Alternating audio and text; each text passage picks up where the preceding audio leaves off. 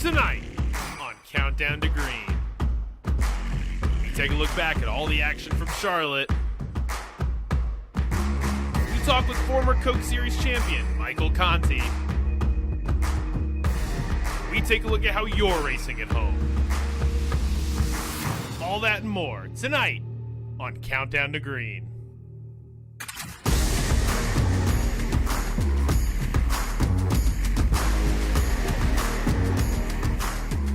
Hello and welcome to the eNASCAR Coca-Cola iRacing Series.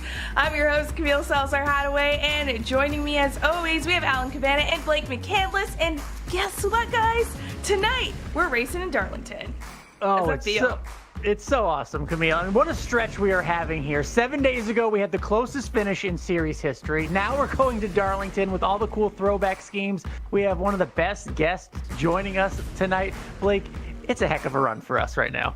It really is. And again, I can't think of a better racetrack to have on the schedule than Darlington. It is just classic stock car racing. Even in iRacing with these next-gen cars, it puts on an incredible show. There's just nothing that these drivers, I think, want to do than earn a win at Darlington. There's something special about it that no other track on the series can quite replicate. Well, you know, this is Countdown to Green, and we like to talk about the series as a whole. So let's take a look back at what happened at Charlotte. You two, take us through the highlights. It was a wild race, Alan. Again, it was 160 laps, so just like the Coca-Cola 600 in real life, the longest distance race of the season. And Charlotte, we know these mile-and-a-halfs race so well in these next-gen cars, and we saw a lot of action, especially early on in this race, Alan. This was a theme. Caden Honeycutt pushing it 3 wide. You think he can't make it 3 wide? We'll see what he can do a little later. But yeah, great racing throughout much of this. I mean, that's what Charlotte does, right? I mean, look, it's 4 wide. We saw William Byron try this. That worked out. It didn't work out here in the Coke Series, but the caution there early. 4 wide on the front stretch doesn't always work. 4 wide in the corner, Blake, not quite there.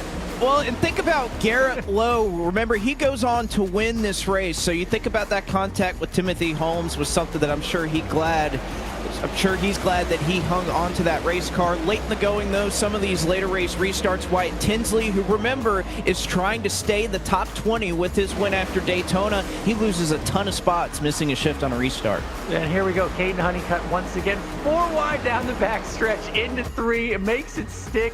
What a race, and then of course, a piece of history here. You guys had the call, Blake. What a moment in history right here. And again, remembered exactly what happened. Shades of Nashville roughly a year ago where these two came together. This time it works out for Garrett Lowe as he has the fresher tires. He catches up to Jimmy Mullis and he wins and locks his way into the playoffs. And those two coming together once again, that was my first thought. That natural rivalry seems to be reborn. Garrett Lowe, Jimmy Mullis. You mentioned Nashville last year. Mullis getting the win there. We saw how that played out later in the playoffs. And then once again, these two, like magnets, racing at the front of the field. So consequential, too, because Jimmy Mullis is pretty good on points, but there's no guarantee he's making the playoffs. To think back and to think he's going to lose potentially the closest race in series history, that could cost him a playoff spot to a rival from last year. That's a big deal, Blake. And again, it's been close for KHI to getting their first win in this series. But the one thing I really thought of and how this race was entirely different than everything else was the fact that teams had the ability with this longer race length for strategy to play out a little bit more. We had comers, we had goers, we had drivers who were running at the front early that perhaps didn't have the perfect strategy. They get called out by a caution and things didn't work their way. But it made it interesting for us in the booth, Alan, because we didn't know until the very end who the players would be and who would go on to try and win this race. And Garrett Lowe, late in the going, takes tires, takes them to the front, and gets it just on the last lap. As we take a look at how that changes up the playoff standings here in 2024, of course, Steven Wilson, multiple wins. He's also your overall points leader, but Bobby Zielinski with his win earlier this season at Brands Hatch, Garrett Lowe, Malik Ray, and Dylan Duval. And remember, Malik Ray was out of the top 20. Now he's back in, so his win locks him into the playoffs. Dylan Duval is awfully close to that threshold as well, so we'll see how that 41 car does tonight. Wyatt Tinsley, he's 21st. He's not on the right-hand side of your screen, so his win from Daytona Allen is not good enough just yet for him to try and get into the postseason, but also some playoff points to award at the end of the night. Parker White, Bobby Zielinski tied right now for the Segment 2 championship. Again, $3,000, 5 extra playoff points on the line, so it doesn't matter whether you didn't have a great start to the year. You want these playoff points, and what a Segment 2, Alan, I think it's been especially for Tucker Mentor. All about that money, all about that bragging right and getting those points. Remember, the team standings, same thing as well. Look at the top. William Byron Esports, Tony Kanaan, and Spire. That gap has closed up a lot. Not the best night for William Byron Esports out in Charlotte. The gap at the top is only 27 points between those top 3 teams. You look down toward the bottom of the top 10, Oxygen Esports back into the top 10, moving up 2 spots. And let's not forget, one race is 73 combined points. So there is a trophy, there is a title on the line for these team standings as well. 73 points can really change a lot of things just in 1 week. So you never know what can happen tonight. There is a lot on the line, especially for the teams and the drivers as they hit the road, the course. And you know what? It's like you really don't know where it's going to go, especially this late. We were talking pre-show, and it's just exciting to see, especially with 3Gs on the line tonight. Who's gonna get their hands on that extra $3,000 as well? But there's a lot going on the drivers' minds throughout the season. So let's check in with one driver in particular from Oxygen Esports, Femi Olanbusen.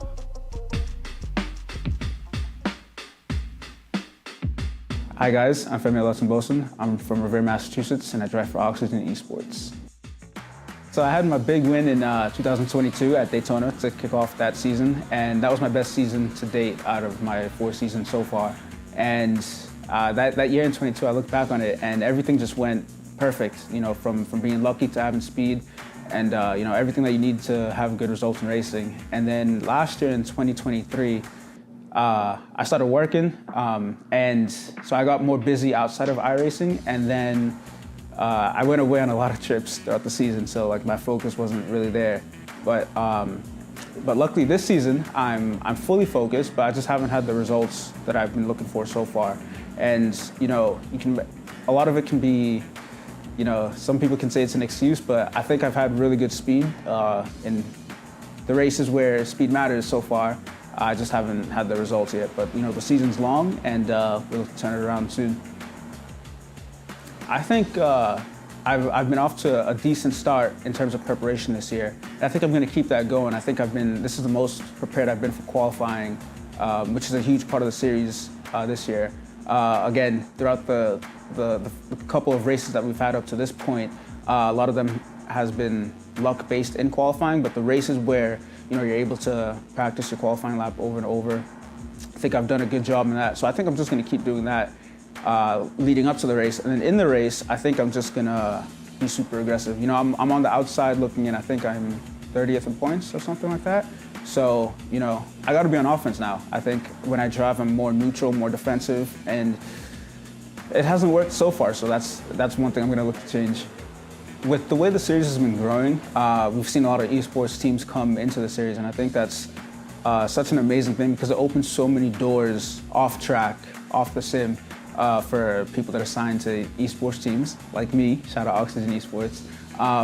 You're able to grow yourself as a brand. You become part of that esport organization, and they nurture you, on social media, and that's how you become more popular. And I think that's like one of the best things about esports organizations coming into the series. And it, like I said, it opens so many doors off track. A lot of people that are my age grew up playing Call of Duty, and you kind of looked up to like optic guys, like Scum. And now, in a way, that's what I'm doing. People on iRacing probably look up to me like, oh, that's OXG Femi, And I think that's like such a cool thing, and I can't wait to see what more esports teams do to benefit the series. And let's get a look. There we go. That is Femi right there. Sticking to the offensive. That's the plan, he said. Yeah, cool looking throwback scheme, riding the wall. That's what you do there at Darlington, of course. Blake, the fastest way is riding that wall, trying to avoid the stripe. But I would love what he was saying there about what Oxygen can do for him, how he feels about kind of the next generation of gamer, and what he can kind of do. That's really cool to think of that influence that these drivers have. The one thing I'm looking out of practice that I noticed, look at the sun and where it is in the sim. I think we're going to have a slick track, and I love this. That is going to challenge these drivers. It's going to move this track around. So pretty sure we have a late afternoon track. Been talking to some of these drivers. They anticipate it to be 120, 130 degree track temperature. Going to be something that really challenges these drivers, which is, again, yeah, you can even see it right there. Cozy, a little bit loose off of turn 4, even in practice right now. I hope they have E-Cool suits in there. Oh, geez. I don't know if they're going to be feeling the heat, Alan. Hey, it's very realistic. I don't know if you heard. iRacing is top of the line real. Oh, man, go! See how big wreck in practice there. I guess to get it out of the way now. Wyatt Tinsley, he needs to bounce back. But yeah, let's get some of these wrecks out of the way in practice and not in the race. Look at a lot of these drivers, yeah. And I think, when we could talk to Michael about this a little bit later, that practice is the opportunity for them to really make qualifying runs. They've been working on race pace for the last couple of weeks, but to get in the actual server, get on the actual track they're going to be qualifying on, we know how important that can be to trying to set yourself up for success later tonight. Well, we know that these drivers do work really hard, and a lot of them have been with us for a very long time. So what we like to do is look back at the history of the series with a segment we call From the Vault with iRacing staff writer Justin Melillo. And this time we're looking back at a surprise guest commentators moment coming from 2014 champ Michael Conti.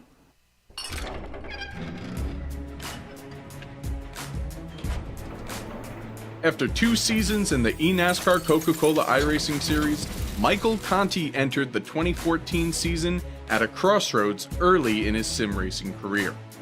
He'd been close to a title 2 years in a row, leading the standings for multiple weeks in his rookie campaign and winning 2 races in his sophomore year. After dedicating countless hours in those first 2 seasons to perfecting the craft, Conti set his priorities early on for 2014. At the beginning of the year, I said, I just want to have fun. This is a part-time schedule. As soon as I stop having fun, I'll skip a race. And just how many races did Michael Conti run that year? Every single one. He won 3 times, at Pocono, Dover, and Watkins Glen. That success would fuel Conti into a championship fight with perennial title favorite Ray Alfalla, with the two close enough in points that the Homestead finale would dictate the champion. On a crisp October evening, Conti would cross the finish line one spot ahead of Ray Alfala, securing the 2014 championship.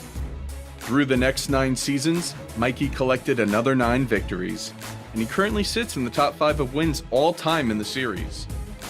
Nearly a decade later, Conti finally retired last season. Nowadays, he's helping develop the next generation looking to make their name in sim racing. Hi, I'm Michael Conti, driver of the number 5 4Front Chevy, and you're watching iRacing Live. See, he already had a future in broadcasting. He nailed the tagline right there, didn't he, Alan? Oh, like a professional has been doing it for years.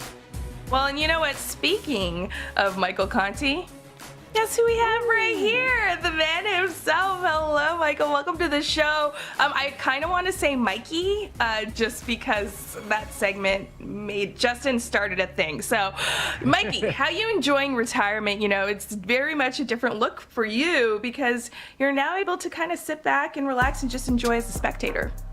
Yeah, it's definitely been really different for me from going from competing And I for think, over 10 years. Mikey, you're a little muted there. From competing for 10 years to being on the sidelines and watching these guys compete, it's definitely a change, but it's been good to take a step back and enjoy some things outside of the sim and see some different things inside the sim, so definitely enjoying it. You're not Mikey to me. You are Sir Michael the champion. So let me ask you, what's it like watching those old clips and trying to find that competitive edge still, watching the past and trying to fulfill some of that? Because you were a competitor here for so long. Yeah, it's definitely hard to watch some of these races because there's still a part of me that does love to compete, and there's a part that would love to still be out here. But looking back on everything that I did, especially through my childhood, basically grew up in iRacing. So to win that championship in 2014 and to translate that into a career that was over a decade, had some great longevity, and went out swinging last year in my final year, definitely really couldn't ask for much more out of a career. Now, I know it's kind of phrased as retirement, but I wouldn't say that this has been necessarily the end of your involvement. You're still pretty involved in the community, so how are you staying busy, and how are you, like you said, kind of taking in and watching these races and helping out some other competitors? Yeah, so we have basically opened up the doors of Team Conti, and we've invited the community to come learn from us, to come understand the processes and the work and the efforts that went into making competitive Coke cars for years. So we've taken some people under our wing. We've gotten ourselves more involved with the community in that aspect, and that's definitely fueled my fire. That's continued to drive me competitively. I've got a little bit more free time now, so I'm able to run some open races, which is super cool. Ran a couple last week for the 600 and had a ton of fun. So just good to have a little bit less stress on the competitive side, still scratch that itch on the open side of the community, and really great to engage with a whole new group of people that I probably wouldn't have gotten to learn about any other way. Well, thank you so much, Michael, for stopping by. It's always great when we get these little guests in. And of course, you'll be back for the race itself at the top of the hour. But for now, well, it's time for my favorite segment. It is time for the Logitech Show Us Your Rig. This is where we get to see your rigs at home. And our first one, Blake, what do you think? This one's pretty solid, and again, love seeing rigs for drivers that you've competed against on iRacing. You never really know what's going on the other side of the screen, but Andrew Forrester, this one's nice. I like the natural lighting in this one. You got a great background there with some of kind of the Coca-Cola racing family. That's a pretty nice little setup right there. Yeah, the natural light is definitely a thing. This next one is from Charlie Allen. This 3 monitor, I do love.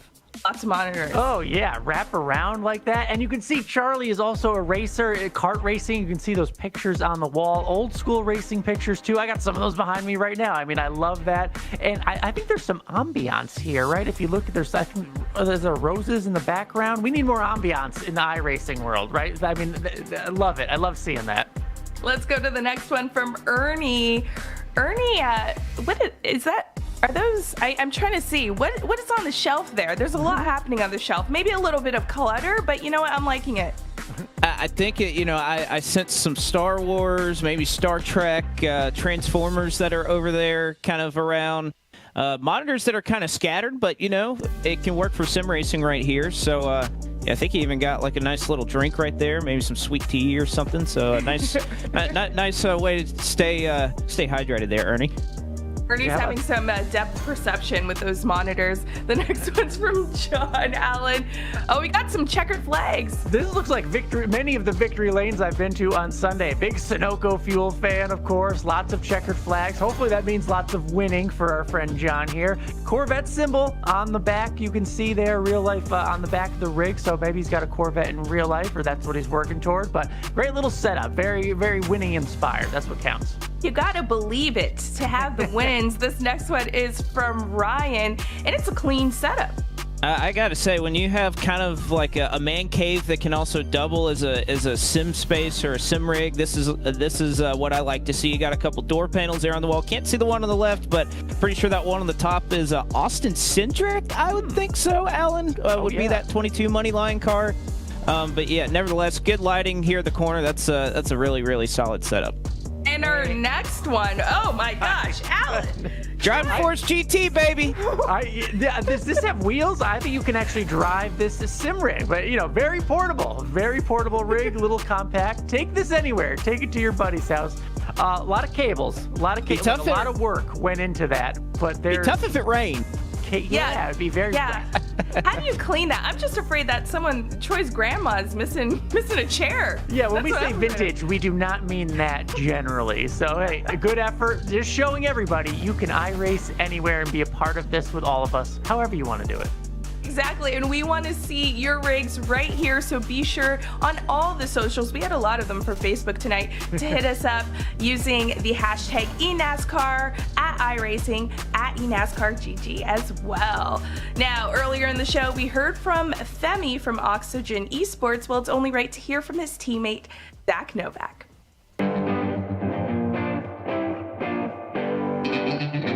I'm Zach Novak from Clinton, Connecticut, driver of the number 5 Coca-Cola Zero Sugar Chevrolet for Oxygen Esports, and I'm the 2019 Series champion.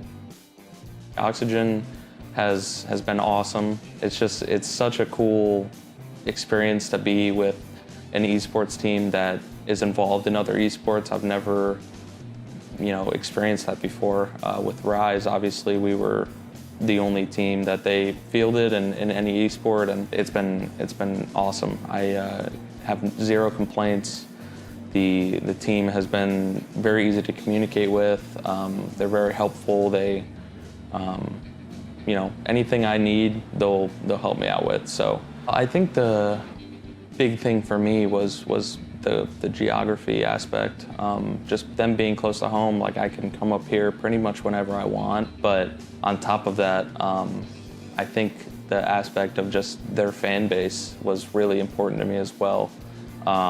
There's been a couple people that have followed me on social media and really kept up with my social media that may not have been involved in racing at all. Really just anyone that's interested in the team will kind of pay attention either up close or from afar and support us. So it's been nice. Yeah, Femi's definitely a character on the racetrack for sure, especially at the super speedways. But at the same time, he's awesome to work with and very easy to talk to, very easy to communicate with. So that makes my job easier, just having someone that I can relate to and kind of just talk about things that might not be racing with him. So that always, like I said, makes it easier and makes it way more enjoyable for sure. I feel like I'm the best driver I ever have been, to be completely honest. I think the competition is just very, very difficult. I think I've learned a lot with this new car and the way the sim has evolved. I've learned a lot of new things that is kind of put me in the position I'm in right now, and I feel like I can compete for wins every race right now. And so pretty much at this point we just need to break through and finally enter victory lane. But until then, I'm super, super confident that we can compete on a weekly basis.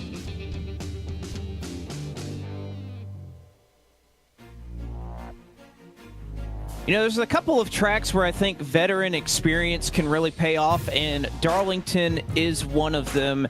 And again, entirely different egg-shaped layout here at this racetrack. It's a little bit longer and wider in 1 and 2 versus 3 and 4. Different racing grooves. It's everything I think you could want in just a pure stock car racing sense. Of course, this place opened in 1950, and it was Casey Kerwin. I missed that race last year, but I remember watching it, that he went to victory lane in that throwback race a year ago. But we just heard from Zach. Why don't we toss it back to him to learn how to get around Darlington Raceway from his perspective? What's up, everybody? Zach Novak here, driver the number 5 Wendy's Coca-Cola Freestyle Chevrolet for Oxygen Esports. Here's a few laps around Darlington.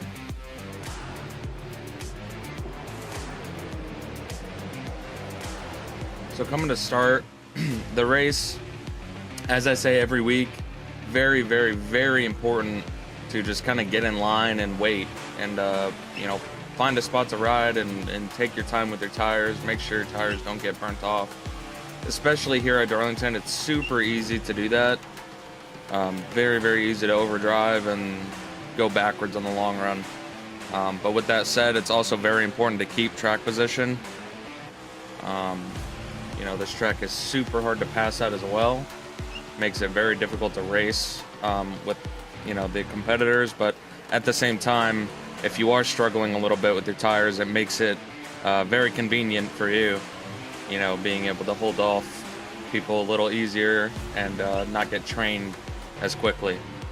So right here, side by side into turn 1 especially is extremely scary, but we make it work. Off 2, same deal. Gets very tight on the exit right there, and very easy to cause wrecks. If you get a little too tight, a little too loose. You're going to be right down on this bottom right here to save the maximum amount of tire. You'll see people kind of moving around as the night goes on, searching for grip there in turn 3. In turn 1, it's pretty straightforward. You probably won't see the line move around too much. Maybe a little bit, but it's going to be less common to see than in turn 3. And that's a few laps around Darlington. Enjoy the race. And with that, well, why don't we look at some of the trends with Darlington, Alan?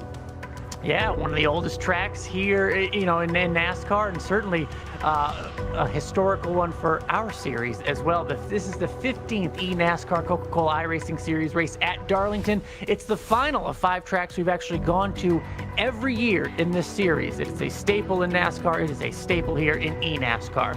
Since 2015, every Darlington race winner has started from 15th place or better, so we will be paying certain attention to qualifying tonight because you need to start up front if you want to win.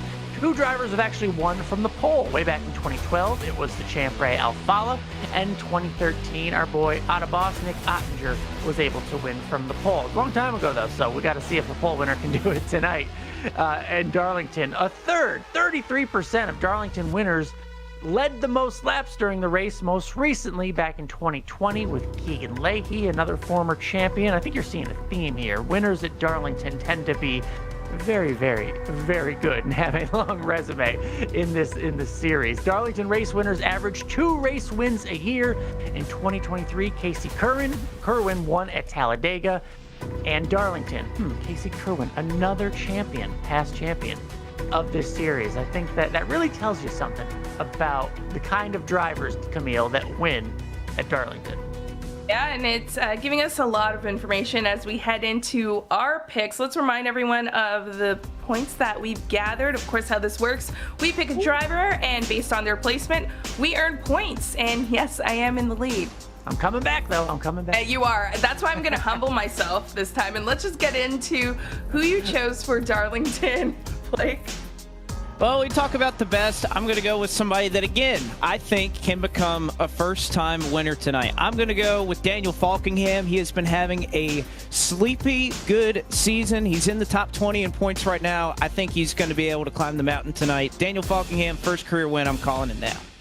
All right, well, Blake clearly wasn't looking at the trends, didn't notice the trend of former champions just having to have success at this track. Steven Wilson, the former champ, the defending champ, is going to win tonight. Steven Wilson getting it done everywhere, including the Lady in Black. All right, well, I'm going to shake things up a bit because this time I'm not going for Steven Wilson. Instead, I'm going for Malik Ray. Ooh. So we're going to see how we deliver these points. You know, Blake, I see you with your glances and your looks. Blake's feeling very confident. No, I mean, Malik's a good pick. Malik won the Coke 600 I ran in on Sunday night. So not a bad pick, not at all. All right, well, I feel like Alan just got a boost of energy because we had our producer, Drew, tell us that Steven Wilson is a pole sitter right now. Boom! Bringing home the bacon.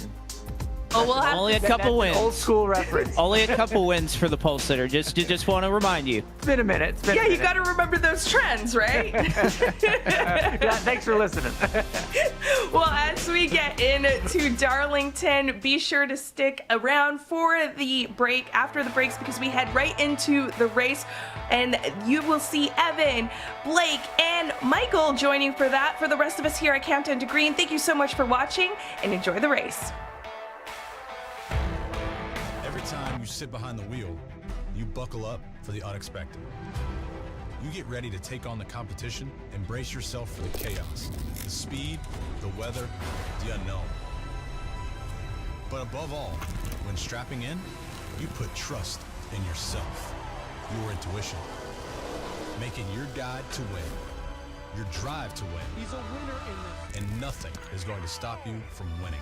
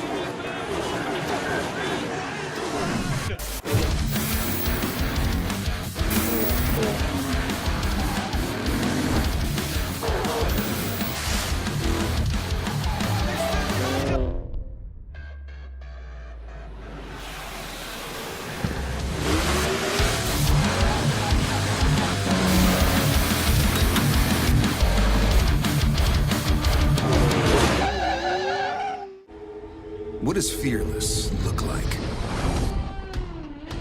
Like sliding through a glimmer of daylight? Side by side for the top spot. Like trading paint with a champion? Oh, and he spins like starting in the back of the pack and stopping at nothing till everyone is choking on your dust. Gets it done. Time, baby. What does fearless look like? Find out for yourself. Let's go! The NASCAR Craftsman Truck Series.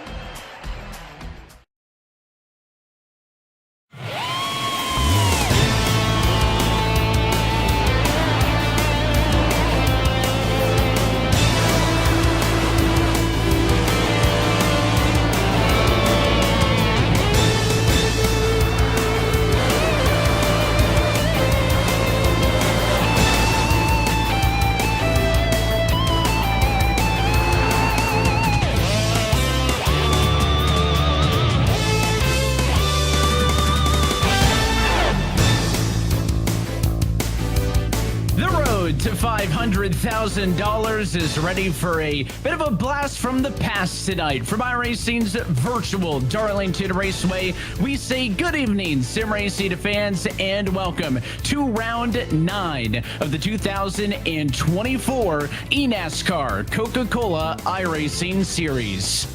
Well, as always, we're happy that you're with us at iRacing Live alongside myself, Evan Pasoko, joined by former eNASCAR World Champion Michael Conti. We'll also be joined by Blake McCandless again in just a few moments. But first, Mike, welcome up to the broadcast booth. A bit of a different set of scenery for you, but happy to have you on the team.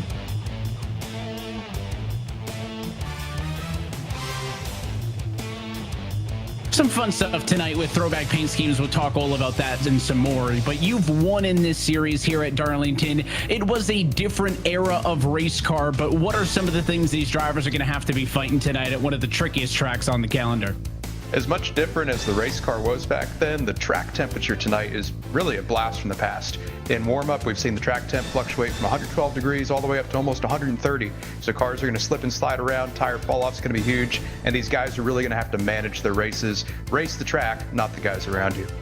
And of course, it's interesting because this is the end of a segment. Segment number 2 comes to an end tonight. So while this is not the end of the regular season, it is kind of a milestone moment because $3,000, some playoff bonus points on the line tonight. That is something new for 24. Have you got any kind of inkling from the drivers on how that may affect their mindset in this race, where if that wasn't a factor, maybe it'd be different? Yeah, I think they see it as an opportunity to gain some points to carry into the playoffs. I know I wish I would have had those 5 playoff points last year because I think it would have changed the course of the rest of my season. So the guys that are in contention for that segment championship, they're certainly going to be cautiously aggressive with their moves tonight, knowing that points are just as big as a win would be tonight at Darlington. Well, qualifying has drawn to a close. Let's go trackside. Take a look at your Coca-Cola starting grid, and it is for the 3rd time this season. Pole position for the M80 number 10. Steven Wilson will start tonight on pole, and he'll be joined by Travis Pastrana's Nitro Circus Sim Racing Team 41. That is Dylan Duval, a race winner from a couple of weeks ago in Talladega. The Oxygen Esports 22 of Femi Olatunbosin going to line up alongside the Tony Kadani Sports number 11 of Vicente Salas and to make up row number 2. Row number 3 will see the Spire Motorsports 77 of Casey Kerwin and the 2311 Racing Toyota. That's Keegan Leahy heading the team that is co-owned by Denny Hamlin and Michael Jordan. And it is an all Williams Esports lockout on row 4. Donovan Strauss to the inside, Parker White to the outside. They start in 7th and 8th. Nick Ottinger, the William Byron Esports number 25, starts inside row 5. And the second of the Tony Kadani Sports entries, the 66 of Colin Keister, he's on the outside. That takes us through the top 10. Row number 6, the Front Row Motorsports 34 of Derek Bordeaux, and the Junior Motorsports number 8 car. That's a familiar one for you, Mike. That's Caden Honeycutt behind the wheel of it this time. He starts in P12. Row number 7, the William Byron Esports 97 of Tucker Minter, and the BS Competition number 90 of Jordy Lopez take us through 13th and 14th. And his teammate Garrett Lowe, your race winner from a week ago at Charlotte, his BS Competition 89 starts inside row 8, and the Kevin Harvick Incorporated 29 at Jimmy Mullis to his outside. Row number 9, it is the second Spire Motorsports car, this time the 7 of Malik Ray. He's to the inside of the Front Row Motorsports 38 of Michael Cozy Jr. And to take us through halfway, row number 10, Graham Bolin in the 48 car, going to be on the inside. It is the RFK Racing number 6 of Timmy Holmes. Blake, that's through P20. Takes it back to Dylan Alt for the Tar Esports, starting from the 21st position. Tyler Gary, a nice little Joe Nemechek throwback that he's got tonight for E-Racer. He'll go from the 22nd starting spot. Starting in 23rd, the former series champ for M80 is Ryan Luza, and Colin Bowden for RFK Racing. That number 17 car starts in 24th. Back to Lucky row 13 will see the Lazzardi Sports 36 of Kwame Scott, the Junior Motorsports 88 of Brian LaPrade on the outside. Back on row 14, the Austin Dillon Team Dillon Esports 33 car of Taylor Hurst, going to be alongside the FGR XL E-Racing 12 of Garrett Maines. Row number 15, it is the Nitro Circus Sim Racing 99 of Matthew Zawak and the FGR XL E-Racing 14 of Seth the Merchant in 29th in 30th. That's an all-rookie row. Row 16, the Kevin Harvick 62 of Matt Busa, and the E-Racer 69 car of Ray Alfala. Back on row 17 with some work to do, the Pittsburgh Knights 27 of Cody Bias, and the Joe Gibbs Racing 18 of Bobby Zelensky to the outside. Zach Novak in the Oxygen Esports 5 car, he's on the inside of row 18. To the outside of him, it is the Pioneers number 20 of Wyatt Tinsley. Row number 19, the 2311 Racing 45 of Michael Guest, and the Joe Gibbs Racing 54 of Daniel Falkingham. And shotgun on the field, row 20, the Team Dillon Esports number 3 of Jonathan Delaney, and the Pittsburgh Knights 55 of Ryan Doucette. They've got some work to do from the tail end. Well, someone who's got the best seat in the house is Steven Wilson. It's his third pole of the year, and Mike, you've got him on the radio. Hey, Steven, so congrats on the pole here tonight. Obviously, Darlington is a really tough track to pass at. So with track temperatures being super high and tire wear going to be definitely a factor, how do you feel like this track position is going to help you be successful this evening? Yeah, well, I honestly feel like just holding the lead here on the first lap through the start and through the gears is the main key, and then just settle into a rhythm. I think I'm pretty confident. Obviously, I was confident in the Q pace, had a good lap, and then I think our race speed is just as good. So we've had good momentum. We've been up here all year, and hopefully we can get a good finish and maybe get some of the segment points and get a championship there as well. Yeah, keep it going, man. Good luck tonight. Thank you. Have fun up there. Steven Wilson, the only multi-time race winner so far this season in points races. We take a look at our eNASCAR race analysis. 120 laps on deck tonight, a little bit shorter than what we saw at Charlotte a week ago. Pit road speed of 45 miles an hour. They'll spend a little bit between 30 and 35 seconds on pit road. 3 available sets of tires and an estimated fuel window that could take us to the midway point, depending on how the complexion of this race shakes out. A couple of your favorite cars going to be looking different tonight than they do normally. We'll walk you through all those throwbacks and more. But as always, happy that you're spending your Tuesday night with us. Pace car down and in. Field in the hands of the number 10 of Steven Wilson. Let's go racing at Darlington.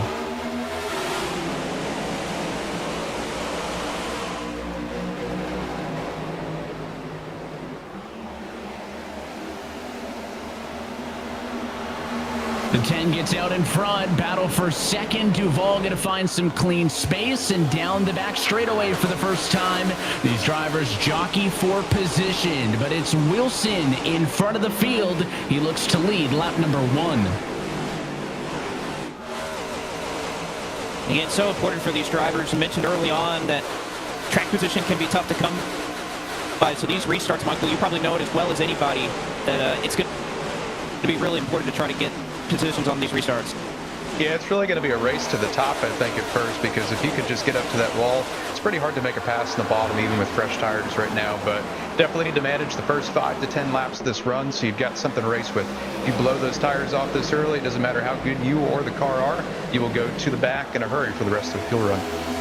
You see those Williams Esports teammates lined up bumper to bumper as they end up, I'd say, about 6th and 7th in line right now. A ton of movement early in this one. Salas picked up a spot. So did Strauss and White. That was to the detriment of Keegan Leahy, who dropped down 2 positions after starting on the outside of row number 3. First bit of side by side. That's the 34 of Derek Bordeaux. He's on the inside of the 29 Jimmy Mullis on the outside of the racetrack. He'll tuck in line, find a spot. This is a racetrack, Mike, where especially early in a run, you really don't want to be side by side a ton. This place is tricky enough to get around on your own. So for being a racetrack that requires a lot of precision, it does also equally require some patience. Yeah, certainly need a lot of patience tonight, and you could see right there at Bordeaux, he tried to make the move on the bottom in 3 and 4, but that top just gets such a good run. As you can see, now he's going to go to the top of the 29 car, gets a huge run off of turn number 4 right there, and he'll make the pass. But that's what you've got to do. You've got to set up the pass. You've got to clear him quickly, because if he gets stuck on the bottom down the straightaway and that top is lined up, you'll try to gain 1 spot and you'll lose 4, and then it's basically impossible to get back. Jordan Lopez almost shut the door on him. Got a little bit hairy that last time off of 4, but I think the 34 checked up, let him go. That battle for 13th carries on. Meanwhile, up front, you're looking at Wilson's advantage, maybe 4 car lengths over Dylan Duval. And then the 11 of Vicente Salas sits in 3rd. A decent bit of separation amongst your leaders. One of the Williams cars was way low that time when they entered a 1. I think that was White. No move happens, and they'll stay single file as they head back down the Boeing backstretch. This racetrack's such a unique one. Of course, turns 1 and 2, a completely different turning radius than that in 3 and 4. And it goes without saying for those who have ever driven it, Mike, but for those tuning in, they may think for the first time, this racetrack looks real wide, but it's not really as wide as one would think. You can keep it above the hash marks down in 1 and 2, but you mentioned that race to the top. The closer to the wall, the better off you are. Yeah, there's definitely a lot of track out there, but the amount of usable track you've got is not very much. And you can kind of see right at the back of the shop, Parker White in one of the Williams cars, he's trying to change up his entry into turn 1 to utilize more of that apron. But what he's running into is the fact that when he comes back up off the apron, all those guys training around the top just have that momentum and he can't complete it. So definitely hard to complete the pass, really tricky track to drive on. As we see here, we've got Jordi Lopez running 13th. In a decent spot, just probably trying to manage right now, 8 laps into this. Evan, not really time to push yet, but certainly don't want to lose too much. It's a good look as well of the different paint schemes on those BS competition cars. It's not a throwback to anything in specific, but I know that we started our broadcast with a bit of a 90s throwback to the Turner days, so they're throwing in a little bit of the throwback spirit just with the general vibe of both the 89 and the 90 cars. But we talk about some of the other ones in the field. We take a look at the Nitro Circus Sim Racing team. That's the 41 of Dylan Duval in the number 2 spot. He's pretty comfortable and going to be feeling real good after a race win. Mentioned how Duval's season's gone, that race win in the fixed race at Talladega. First time after he snapped that pretty extensive winless droughts, feeling good, running up front. Again, still no changes up front, 1, 2, 3, 4, 5, all in the order in which they were at the end of the first lap of the race. And there's a look at the throwback that he is running, the throwback 2. Of course, no shock with him being part of the Travis Pastrana Sim Racing team. Then he is throwing it back as well to Travis Pastrana's 2020 Subaru Gymkhana car, built for the 2020 video, and also that car set the hill climb record at Mount Washington, in which Travis used iRacing to practice. That's a really cool Nitro Circus Sim Racing car. There is no doubt in that. But I have to say, my biased opinion on best throwback for the weekend, I already called it on Twitter, was Matthew Zawad. The 99 car is running a throwback paint scheme, not to a previous NASCAR era, but courtesy of a Nitro Circus Monster Jam truck. That truck was driven by Cam McQueen in a Monster Jam competition. Travis Pastrana drove it as well. That right there was the first ever landed backflip in Monster Jam competition. Travis would drive that car in a Monster Jam World Finals. It made 3 different appearances, so I know everybody is nostalgic about their different NASCAR paint schemes, Mike, but my biased opinion was that the monster truck throwback was pretty cool. This one really requires no introduction, and it's the throwback paint scheme on Bobby Zelensky's car. That's that 2000s era Bobby Labonte Interstate Batteries look. Yeah, I mean, this is just an iconic Gen 4 scheme from the early 2000s. Growing up watching NASCAR as a kid, I mean, this thing was on TV every week. Bobby was super competitive during those years, and anytime you saw that green number 18, you knew that he was going to be in contention. So cool to see that paint scheme out here, and I'm sure we'll see a lot of those later in the year when the Gen 4 comes out in iRacing. We've got the 54, which is a throwback to a give scheme of past when they won a championship. So really cool to see the contrast between racing inspired throwback and a football inspired throwback as well, the same team. It's got those Commanders colors on it, and from one Bobby Labonte car to another, that one, the 1996 Pro Football Hall of Fame Cup car, which was celebrating Coach Gibbs's introduction into Canton during the same year. Well, we talk about a myriad of different series and sports represented. How about the throwback for Colin Keister tonight, the 2023 Tony Kanaan Aero McLaren IndyCar. It was the last Indy 500 of TK's storied career, and it's pretty tricky, I think, to transfer a paint scheme from an Indy car to a stock car. That team did a really good job, and you can see Vicente Salas as well in the mix with all of the throwbacks. They're both giving TK a bit of a nod there. That car started inside of the top 10 for the 500 last year, and that was the actually second Indy 500 that I went to, so really cool to see that make it here into the service as well. Vicente right now is running inside of of the top 5. We've talked about him a little bit as well. And from one form of open wheel racing to another, Parker White also throwing back to Nigel Mansell's F1 championship from 1992. And I think it's fitting that with all the F1 cars matching in liveries, both of the Williams cars are sporting them here tonight. And they've been inside of the top 10 pretty much from the drop of the race. It's been a great running, Mike, for those two so far. Yeah, this has really been a breakout year for these guys. They've really improved year over year, and that's what you see with guys of similar experience in this series. It takes a couple of years for them to really settle in and find the rhythm, but Parker and Donnie have done a great job. Here's Busa, so a guy that's been around forever, throwing it back to a Ron Hornaday championship scheme from the late 2000s, with Kevin Harvick Incorporated ties right there. That one makes complete sense. And Busa being a huge Harvick fan, I'm sure he's just completely jazzed to be running this thing right now. Yeah, there's a big connection there because Ron's daughter, Candace, manages the esports team. So it's a nice way to pay tribute to not only to the team, but her father, Olin Wan. And talking about some more of the paint schemes and sticking with the Ron Hornaday theme, of course, Jimmy Mullis as well. A bit of a different era from 07 to 09 we go, throwing it back to the Longhorse Steakhouse paint scheme. That truck won 6 races and won the championship by 187 points. It was a no-doubter for Hornaday in 09. Well, Ray Alfala, a name, Mike, that you're so familiar with and done battle with for years and years, he's thrown it back to the 97-98 Bodine and Waltrip Tabasco Cup car look. Yeah, that thing is certainly a hot ride for Ray. So hopefully he can translate that into a good run tonight.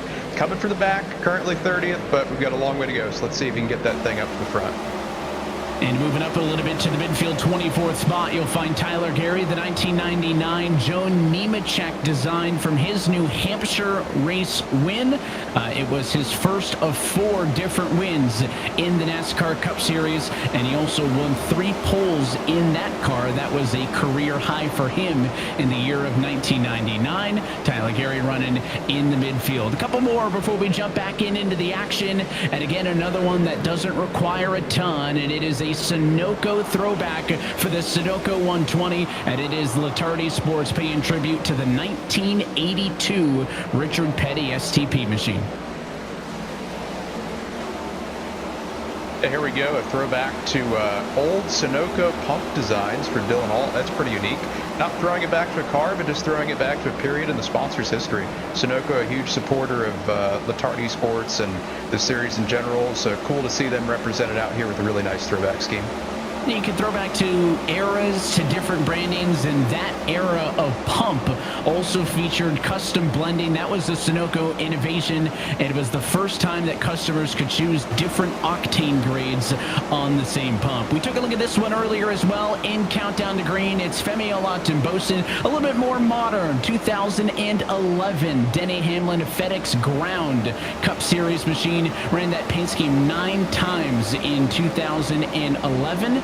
It is the closest of the Denny schemes when he had the different colors for the different FedEx brands to the oxygen green. So it doesn't look too dissimilar. Really fun, Mike, to see all these different drivers participating in eNASCAR Throwback Night.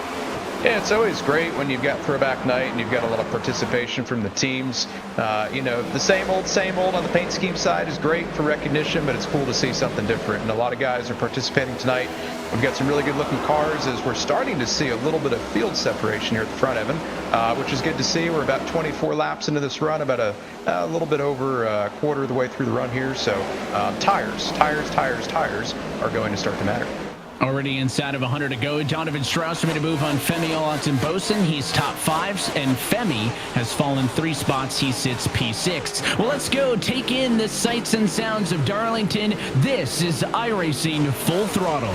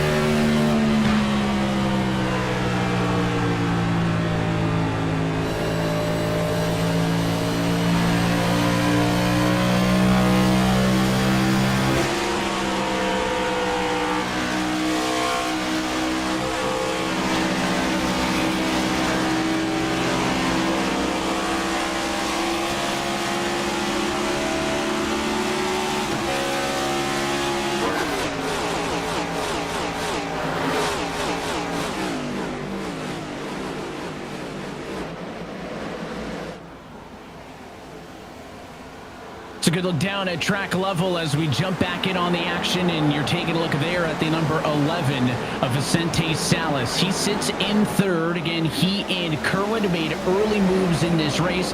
During that iRacing to full throttle, Parker White also made a move on Femi Olatunbosin. He moves up to P6. Femi slides down to 7. So the struggles continue just a little bit for Femi's machine as he slid down to the number 7 spot.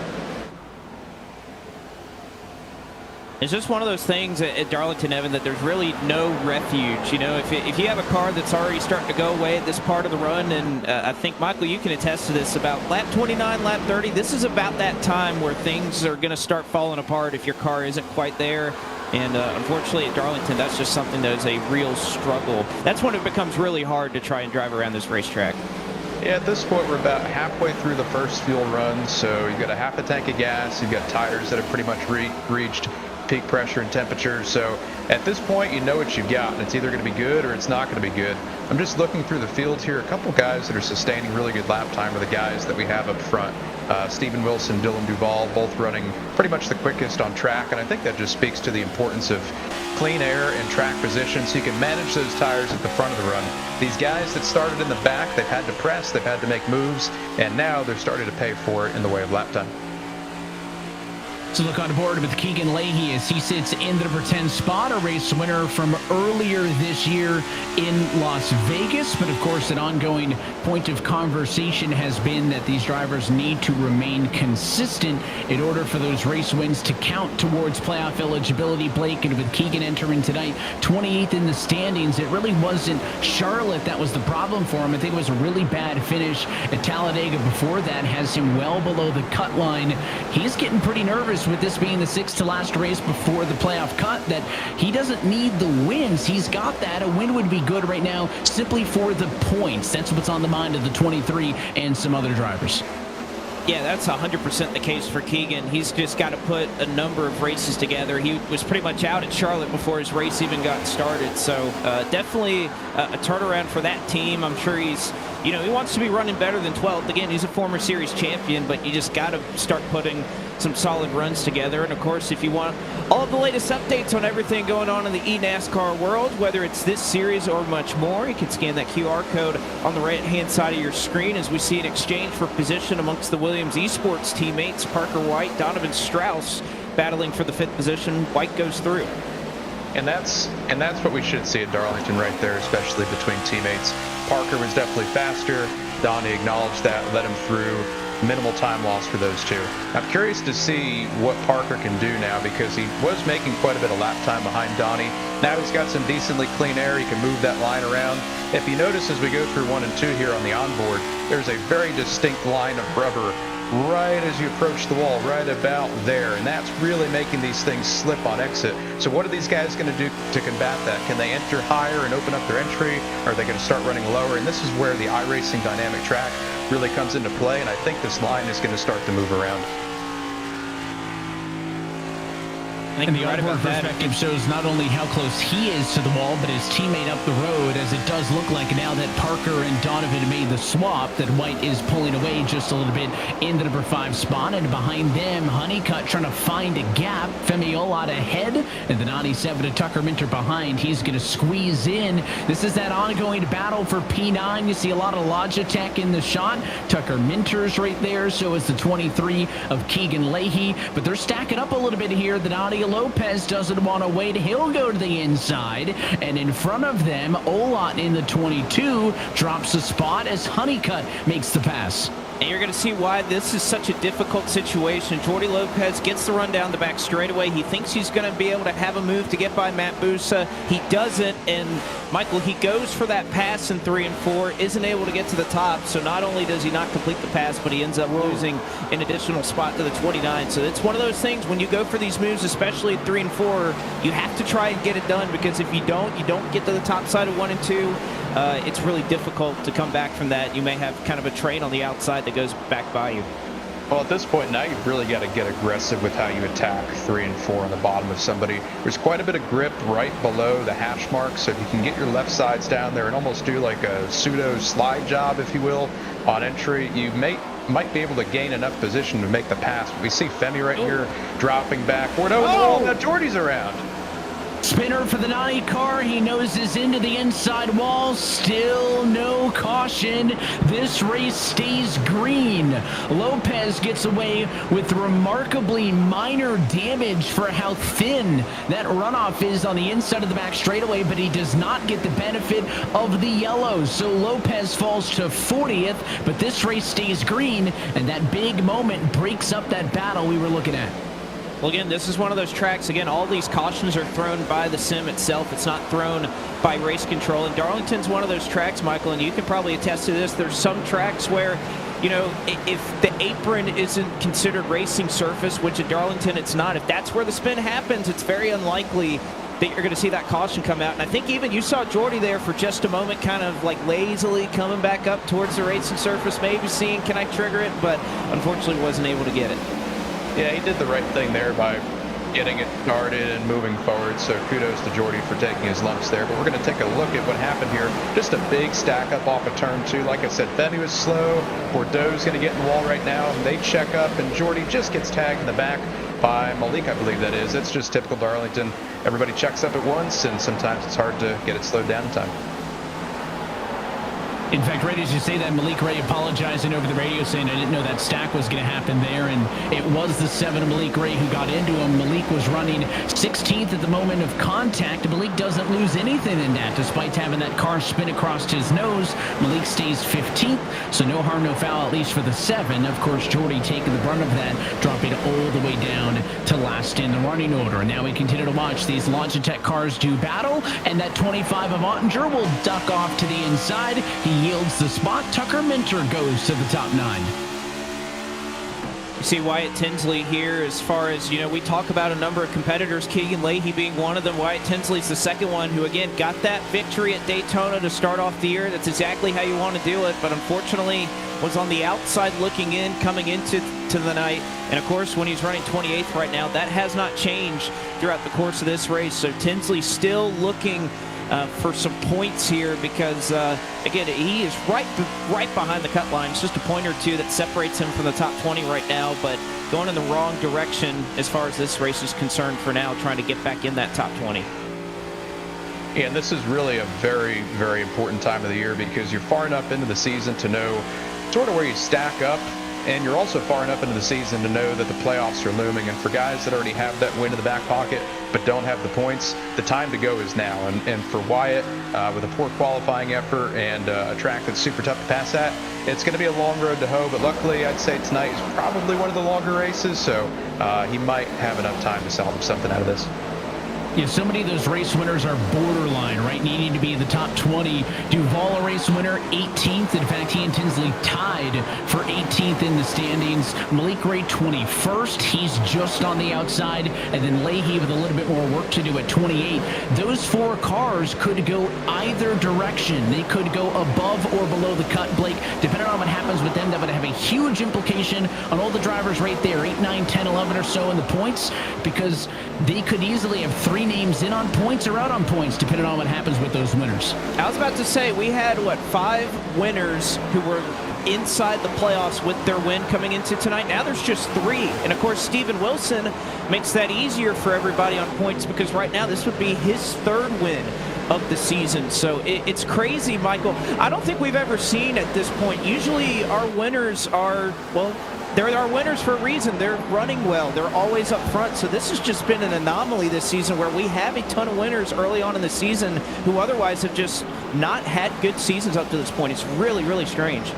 And I think the makeup, whoa, that was almost really bad right there. I think the makeup of the schedule at 3 plate tracks in the first, 6 races. Oh! Whoa, Main's around. He's going to spin it.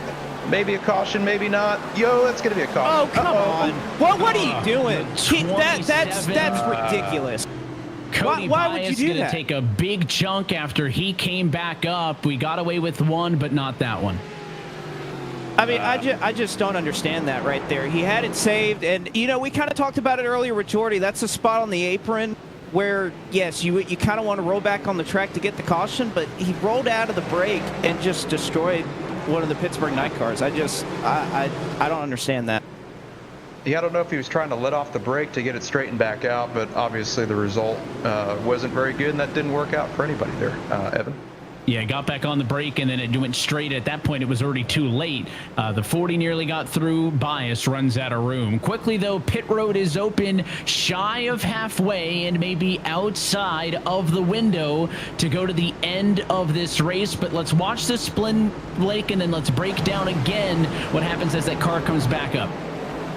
Well, again, okay, so you'll see Bowden and Maines here. It's going to get really tight off at 2. Maines is trying to make the pass. Bowden's in the fence, and he and Maines make contact. So Maines right here, he's got it locked down, and then he lets go of the brake. He wants to come back on the track, and it destroys his car, and it destroys another one. And, I mean, I don't know, Michael, you've been in this series before. You can attest to this. Again, drivers will try at times to try and kind of roll back into the surface where maybe you can get a caution. And I think that's what Maines was kind of intending to do. He didn't intend to go that far, but went a little bit too high there. Yeah, if he was about 10 feet lower on the backstretch, I think he would have had enough room to let off the brake and roll, but you'll see right here, he never got as far down for the inside wall as Jordy did. As he goes out of the frame, he's going to come back up, and just didn't work out. And unfortunately, it took out a couple cars back there as well. Delaney with a huge avoidance to sneak between that and the wall. So tough break there. Meanwhile, wholesale pit service on pit road. No surprises. Everybody goes for 4 and fuel. Vicente will leave as the number 1 driver in the running order. We'll wait for timing and scoring as well to cycle through and update. Stephen Wilson, of course, started up front, had the benefit of kind of camping out there, but it was not a good execution onto pit road. Spent an extra 5 seconds, 51 seconds on pit road compared to 47 for most. Wilson finds himself down in 9th, and Vicente Salas all of a sudden up front, and the fastest car of the race, guy, is going to be restarting row 5. This really sets up an interesting scenario here. We don't quite get to go to halfway, but we're going to get a little bit of a longer run. Again, if things play out here to the end, this is probably good enough on fuel as far as these drivers can go. It's probably about 75-ish laps. That's kind of the far end of fuel strategy here, Michael. But this is going to set up a really long run to the end if we get going here. Yeah, you would definitely have to start saving right here, but with as much as you slow down into 3, if there is anywhere where you could save a bunch of fuel, be here. As they come back to take the restart, they'll approach the restart zone, and Evan, take it away. Well, this restart's going to come with 72 laps to go, and for the first time tonight, Vicente Salas, leader under green, as we're back underway. He's cleared at turn number 1. Kerwin give him 2nd. Battle's going to be for 3rd. Duval squeezes out Strauss for 3rd. Oh, Duval got crossed up right there in the middle of the pack, and back to Wilson for a second. He slid through the box, was too far left, had to reposition twice. So 1st to 9th on a very, very minor error. And at a track like this, where I think I've said it's hard to pass at least 10 times already, I'm going to say it again, it is hard to pass. But he had the fastest car that first run. Let's see what he can do here as he tries to work over Ottinger for 9th. I think Blake would be a tall order, but we'll see what the 10 car can do. He's trying to fight aggressively, but in fact, Wilson only going to lose a spot on the restart. Now the 42 car checked up on the exit. Not a good trip off of the corner there for Tyler Gary, as Gary's going to drop a handful of spots. That car got a touch, I think, from the 33 machine of Hurst. Sent him in the corner. It was a great save, but it's a save that's going to cost him about a dozen positions. Tell you what, I could watch this battle for 35th all day. Tyler Gary, that's one good looking race car right there. The front row Joe paint scheme on it. I know you missed our walk through the field with the throwbacks. You got a favorite out there? I think I just said it. There you go. 35 right there. That's a really solid one. Bobby Zielinski and the Bobby Labonte throwback. Of course, that's partial to when I was growing up, first getting into NASCAR. So that's certainly a good one there. No, Gary got his hands full. Golly, what a save. Got a tag into 1 and 2 and stays up high. Everybody else avoided him too. Yeah, great save and great avoidance right back there. So super heads up driving for everybody to keep it straight. Those guys are certainly trying to get positions, as is Jimmy Mullis on the bottom in 3 and 4. We've seen this pass be really hard to complete. really good center speed out of that 29, hook the lefts on that hash mark, and he'll clear for that spot. So good job, Jimmy. Drew, worth noting, Tyler Gary restarted in 22nd, but after the bobble and a save, 35th. Again, I think it's better than being on the record, but it certainly hurt him. And look at how that live playoff points picture changes. A lot of those race winners who have been bubble cars near the top 20 currently running good enough to be top 20 in points still, and it knocks the 77, the 29, all those drivers who are on points near that red line, it knocks them down and out. The more race winners we have in. Also, the change is that Steven Wilson was the leader last time we look. It would have put him on track for 3 wins. Vicente Salas still looking for a race win this season, and because he's in front, the 11 car jumps as well up in the playoff standings. That's how quick things can change in a critical mid-season race here at Darlington. Looking at the number 29 car, that's Jimmy Wallace, midfield right now, P21. That treetop machine has slid back a little bit from the start of this race. So is Garrett Lowe, who started up in 15th. He's also slid to P22, so those two have struggled a touch. It's the best friends right next to each other, too. Isn't that funny how that works, Blake? You run into somebody on track, and then the next week, there you are, running 21st and 22nd nose to tail. Yeah, I mean, I'm sure you know a number of times it happened with you. It happens with just about anybody in racing. And, you know, Vicente Salas, you know, just want to give him his credit here. We talk about drivers that sometimes can, you know, be sneaky in terms of they're very consistent, but, you know, other than Brands Hatch, he hasn't necessarily been up here, you know, leading laps and dominating races. He's had a very solid season, but he's second in points right now, so the fact that he's winning, yes, it would lock him into the playoffs. He doesn't have to worry, but it's not going to change the playoff picture behind him all too much, because even with the fact that we've had these winners that keep falling in and out of the postseason, he would be in on points regardless right now, but I'm sure it would be some nice security with the speed that he's been showing this year to finally get a win if he's able to do it. And Vicente's got the potential to make a run deep into the playoffs, but Vicente in the past has been Vicente's own worst enemy, and I know that he knows that. And what he's done a better job of this year is putting these finishes together, and that shows in the point standings, and that shows tonight. We're at a track that requires patience. He did a good job managing the first run. He took advantage of a miscue on Steven's part there on the pit stop, and now with what's probably one of the fastest cars in the field, he's got the track position, and he's looking poised for another great result. He's at second in the non-weighted season points as well. Look at the segment 2 points, those critical playoff bonus points, as well as a $3,000 bonus. Right now, 1 point off of the 53 of white for the segment 2 win. But Salas is already in the lead. He can't do anything more than run where he runs right now. So if Salas would go on to win this race, he would need White to lose a spot in order for that to flip in his favor. Parker White right now sits in P7, but an impressive year for Salas, second in the points, the highest running driver in the standings without a race win. Looking to return to the playoffs for the first time since 2021, and now with Parker White dropping a spot with Steven Wilson passing, they now tie for the lead in segment 2 points, tie break in favor of the 11.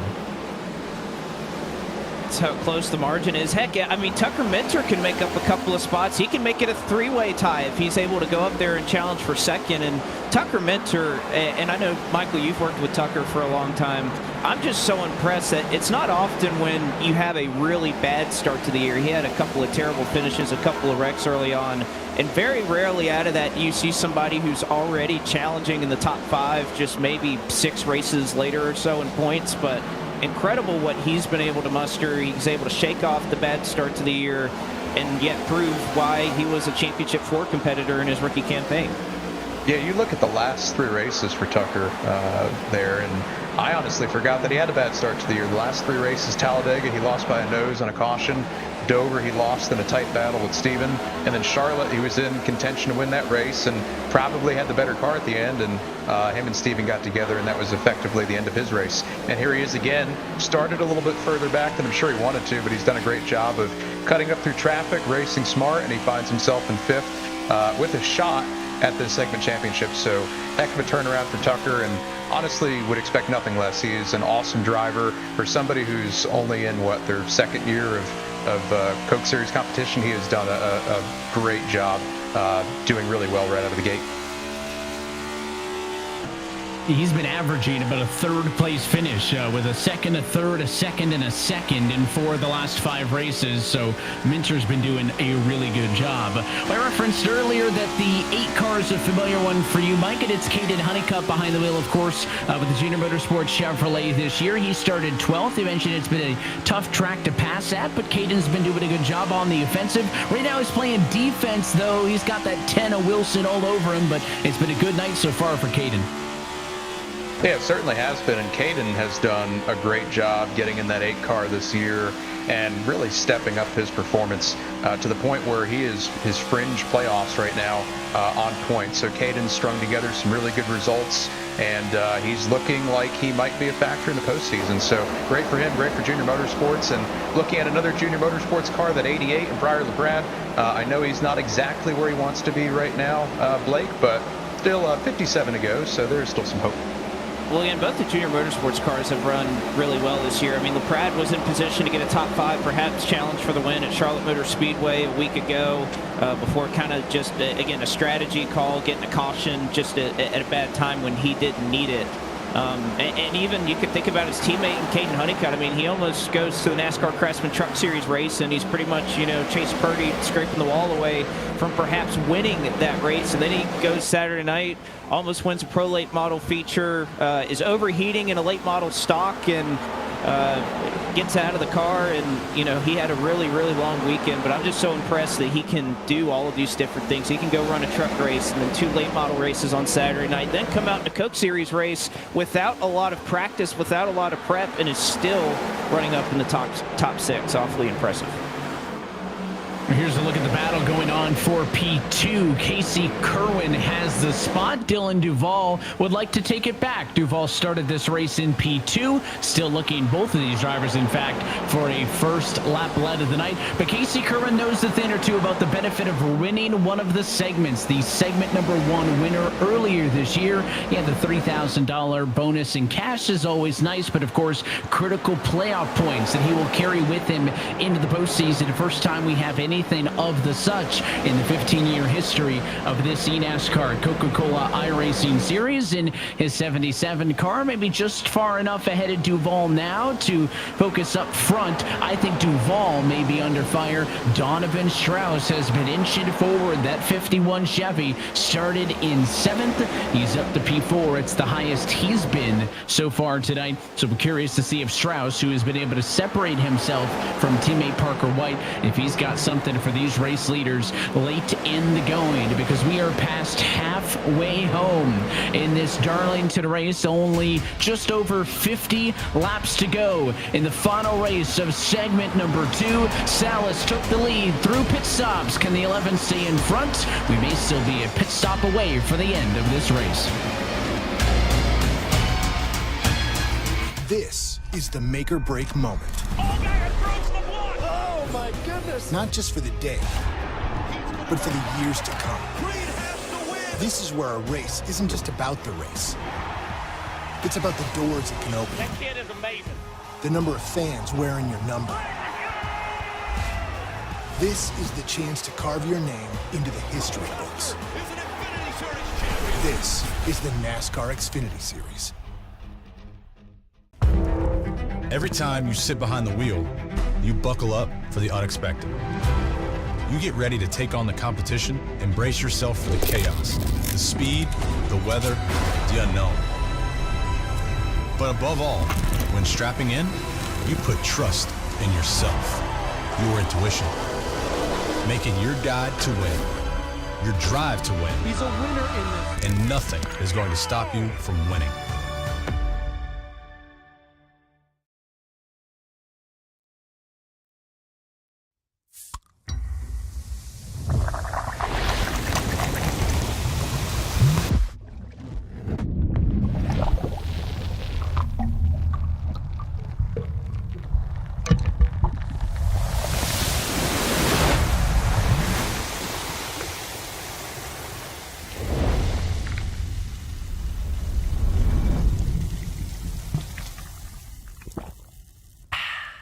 May is Asian American and Pacific Islander Heritage Month. NASCAR is committed to empowering the AAPI community in the NASCAR industry and beyond. From Hideo Fukuyama, the first Asian driver to compete in the NASCAR Cup Series, to Kyle Larson, the first Asian American driver to win a NASCAR Cup Series championship. Milestones like these continue to drive our sports future, and we are proud to celebrate them all year long. When you want to be the best, you can't settle for the rest. For anything on iRacing, there's just one name you need, Makoni. We now provide the best of the best in setups, paint schemes, coaching, broadcasting, and event organization. With cars across all 4 license classes, we have what you need to hit the track with confidence. Grab a subscription and save money while going fast at McConeySetupShop.com/subscriptions. And remember, at McConey Setup Shop, there are setups, but your victories. Well, what do we have here? A come down or a comeback? Surprise, surprise, or seen it coming? A trophy hunter or a party crasher? What if it was all that and a whole lot more?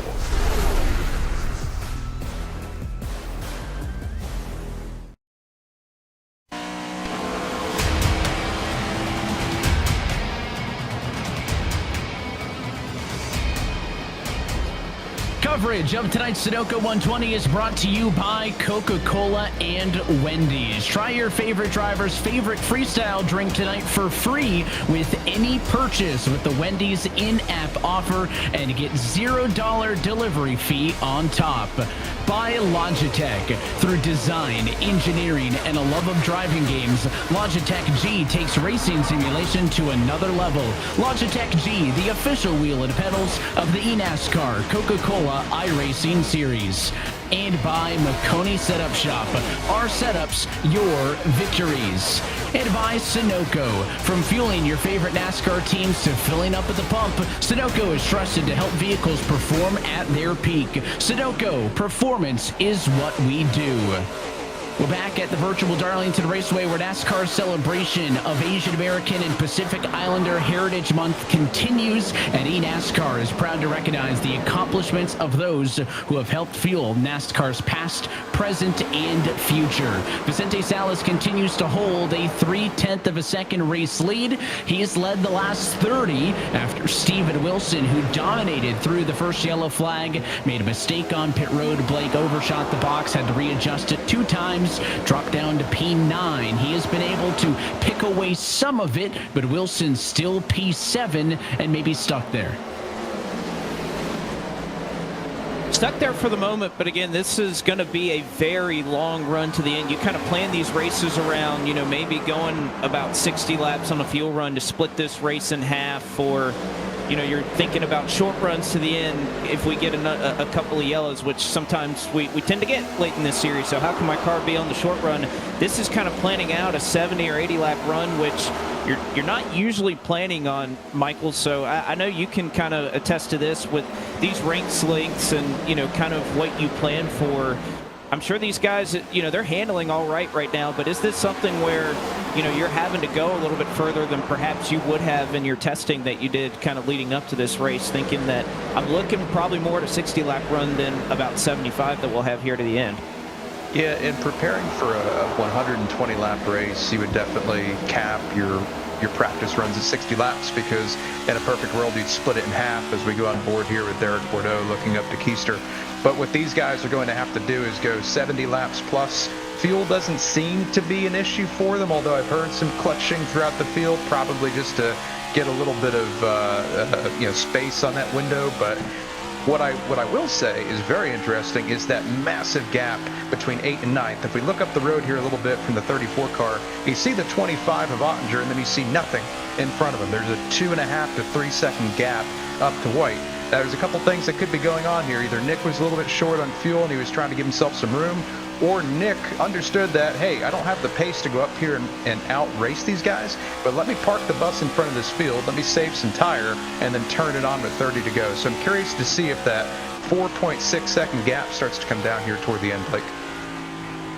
And that's really smart, because I've seen that work in practice, that yes, you may be riding in line, you may not have enough to go past them, but if you kind of back off, let them go, get some clean air yourself while they're in dirty air, maybe you do have the ability to go back up and catch them. And again, this is an option at Darlington that you can kind of back off a little bit. You don't have to necessarily worry about people just flying by you left and right, because it is really difficult to try and make passes here. We see the onboard looks there with Keister and Bordeaux, 10th and 11th on the racetrack. But you're right, that gap between 8 and 9, by far the biggest gap between any single two spots. And talked about Steven Wilson. Was he stuck? Well, making a move here is Parker White, trying to get around the 10 car. Wasn't able to do it that time through, but Wilson has got his hands full. Both he and White have chased down White's teammate. So Donovan Strauss really the one that's under fire. And now Wilson looking to the inside. He'll make a nice clean move in turn 3. It'll be a position gain for Wilson, who's up to P6, and now we'll see, is the Williams eSport teammate going to return the favor here? Does White get past Strauss without too much trouble? We saw them do this earlier in the run. It does appear White's better at this point in the run.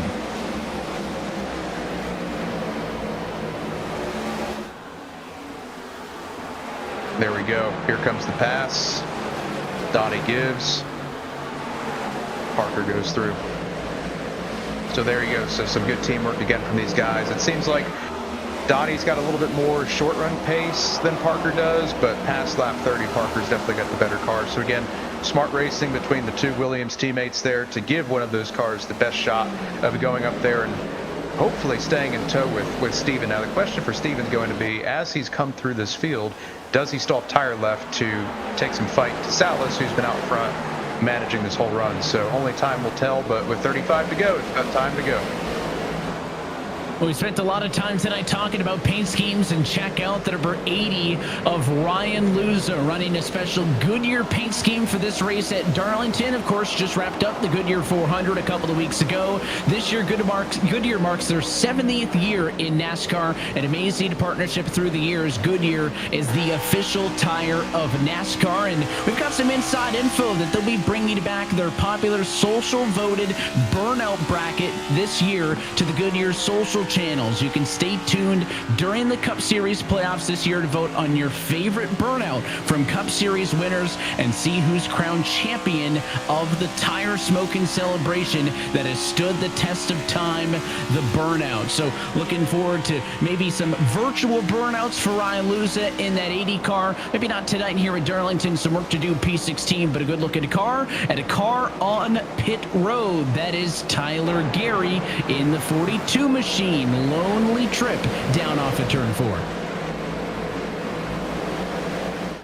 And I don't think that that's something we'll see from a majority of the field. This would be about the halfway point or a little past it on this run to be able to try and open the window. But I think that's more of a case, well, you're not having the race that you wanted to have. Why not come down and try something? And for Tyler Gary, maybe that's coming down, putting on 4 fresh Goodyear Eagles, and he'll be flying around the field, that's for sure. But as far as whether that's going to net him anything at the end, I'm not really sure. And you're using a set of tires at this point that can be something that maybe you're not going to be able to come back from. But don't mind the strategy call as we see a couple more teammates racing back here. This is Front Row Motorsports with Michael Cozy Jr., who's just been kind of methodically working his way up through the field. Was about 18th or 19th and has just been picking them off one by one here, but a really solid and much needed run for Cozy Jr.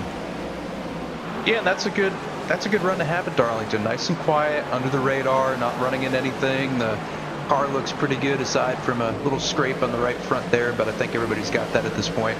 But Cozy just needs a solid run. It definitely hasn't been the best year for him. I'd say last year got started off a little bit better, but 12th place right now, really solid. And honestly, for Keegan, who we're now riding on board with, I think he would take 13th at this point. I know he'd like more, and as somebody who is used to dominating and winning and capturing championships only a couple of years ago, I know 13th kind of seems like a fall from grace, but with as bad a luck as he's had the first part of this year and with where he's at in points, 13th wouldn't be the best day for him, but it would at least give him something to get himself back up in points just a bit here. Well, I know if I were Keegan, I'd be spending a lot of time at the new airspeed that they unveiled last week. That place is pristine, state-of-the-art. and he gets to enjoy that, as well as everything going on with Toyota, being able to work with Tyler Reddick and Bubba Wallace as their sim driver for 2311. So it's great that he's able to manage kind of the different, everything that comes with that, and being able to jump back and forth between all of his different responsibilities. But good to see him, kind of, again, shades of what we've been used to from Keegan Leahy for so long. Speed hasn't really gone anywhere, just needs a little bit of luck to go with it. Yeah, I can't come up with a basketball analogy, but I know Michael had some time in the baseball game, so say that like a 13th tonight for Keegan would be like a good leadoff double in extra innings, right? It's not a home run that's going to walk it off. It's not going to jump him right back up into the top 20, but it's a good leadoff double. It is a step in the right direction for that team to get to the point in the standings to where that race win from earlier this season can put them playoff eligible once more. Checking it back in with Steven Wilson again, was able to make the pass for P6 up the road. A lot going on though. That was Caden Honeycutt to the inside of the 97. They'll swap out 4th and 5th spot, and we revisit the picks from Countdown to Green. Blake, you went with the 54 machine of Daniel Falkingham. Haven't heard a ton out of him tonight, but Malik Ray 15th, and Allen's pick in Steven Wilson looking the best right now. I got to say, Daniel has been moving forward. It just, he started back in like 38th or something. So he's making up another spot now, trying to pass last week's winner in Garrett Lowe. Again, great throwback that he's running, but I don't know. I may have to wreck him later on tonight for letting me down here. Well, there's where they all run as well on track right now, and it was, as I was listening and watching you guys on Countdown to Green, it was right as Camille said, I'm not picking Steven Wilson tonight, that our producer said in our ear, oh yeah, Steven Wilson on poles. So it can be finicky sometimes with the picks. I'm happy that my picks are not on receipts for everybody to look at. I was hoping you guys would give me a pick because I had one planned out, but then nobody asked what I thought, but that's okay. I'm used to that. But I was going to say the 77 car. I swear, I was going to say the 77 car, and I've got good logic behind that. Who won the race last year? Casey Kerwin. Qualified really well, running up front. And look at this. It's a 2-car breakaway. Who is it? Vicente Salas, Casey Kerwin. So I'm just saying, if I had a pick, which I should have had one, I'm just saying. And I'll leave it. Well, Andy beat you in that race, so he did. That was means he was really fast. It was very fast. We had a really good short run car, and unfortunately, for once, it didn't come down to a short run at the end of this race. So we got a little bit screwed there. But Casey's a great competitor. He's super pacey, and he's another one that really hasn't had a great start to this year. I mean, he got wrecked down the straightaway last week on fresh tires. That was kind of crazy. But I mean, honestly, it looks like it's going to come down between him and Vicente. I mean, Caden's got some good pace, but 3 seconds back, I just don't know if he's got enough time, Evan.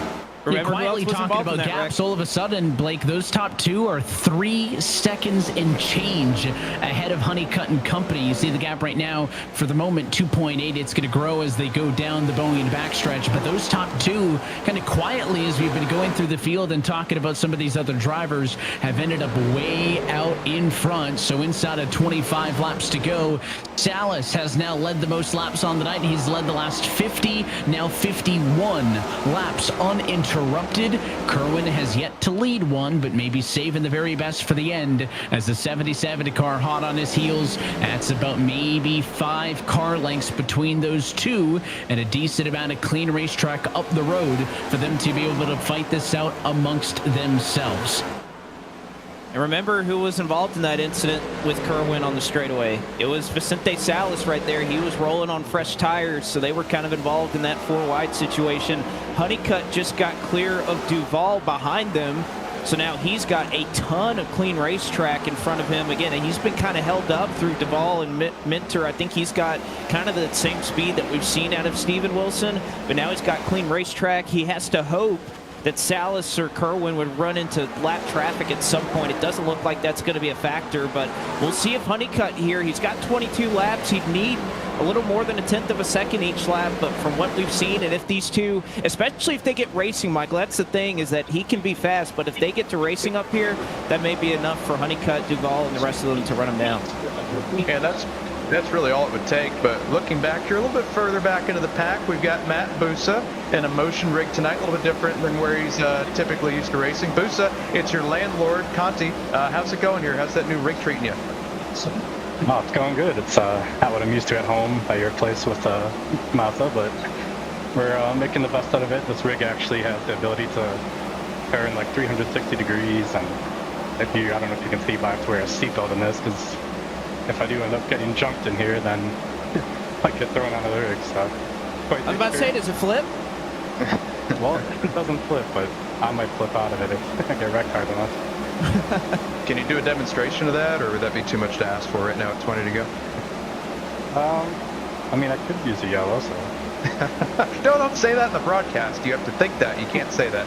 Let's cut away from Bucino. But seriously, I mean, 30-second probably isn't what you were looking for tonight, but with such a foreign rig, I'd say you're doing a decent job. Has it been hard to get used to? It has, but I mean, I think we're up to like 27th or so at the yellow, and then we got put in the wall like a lap before the yellow. It had about 30-40 seconds of damage to fix, and the car hasn't really been the same since, but we had the strategy this run to just really super save with the goal of just finishing like top 30, knowing we got some damage, and I think it's going to work here.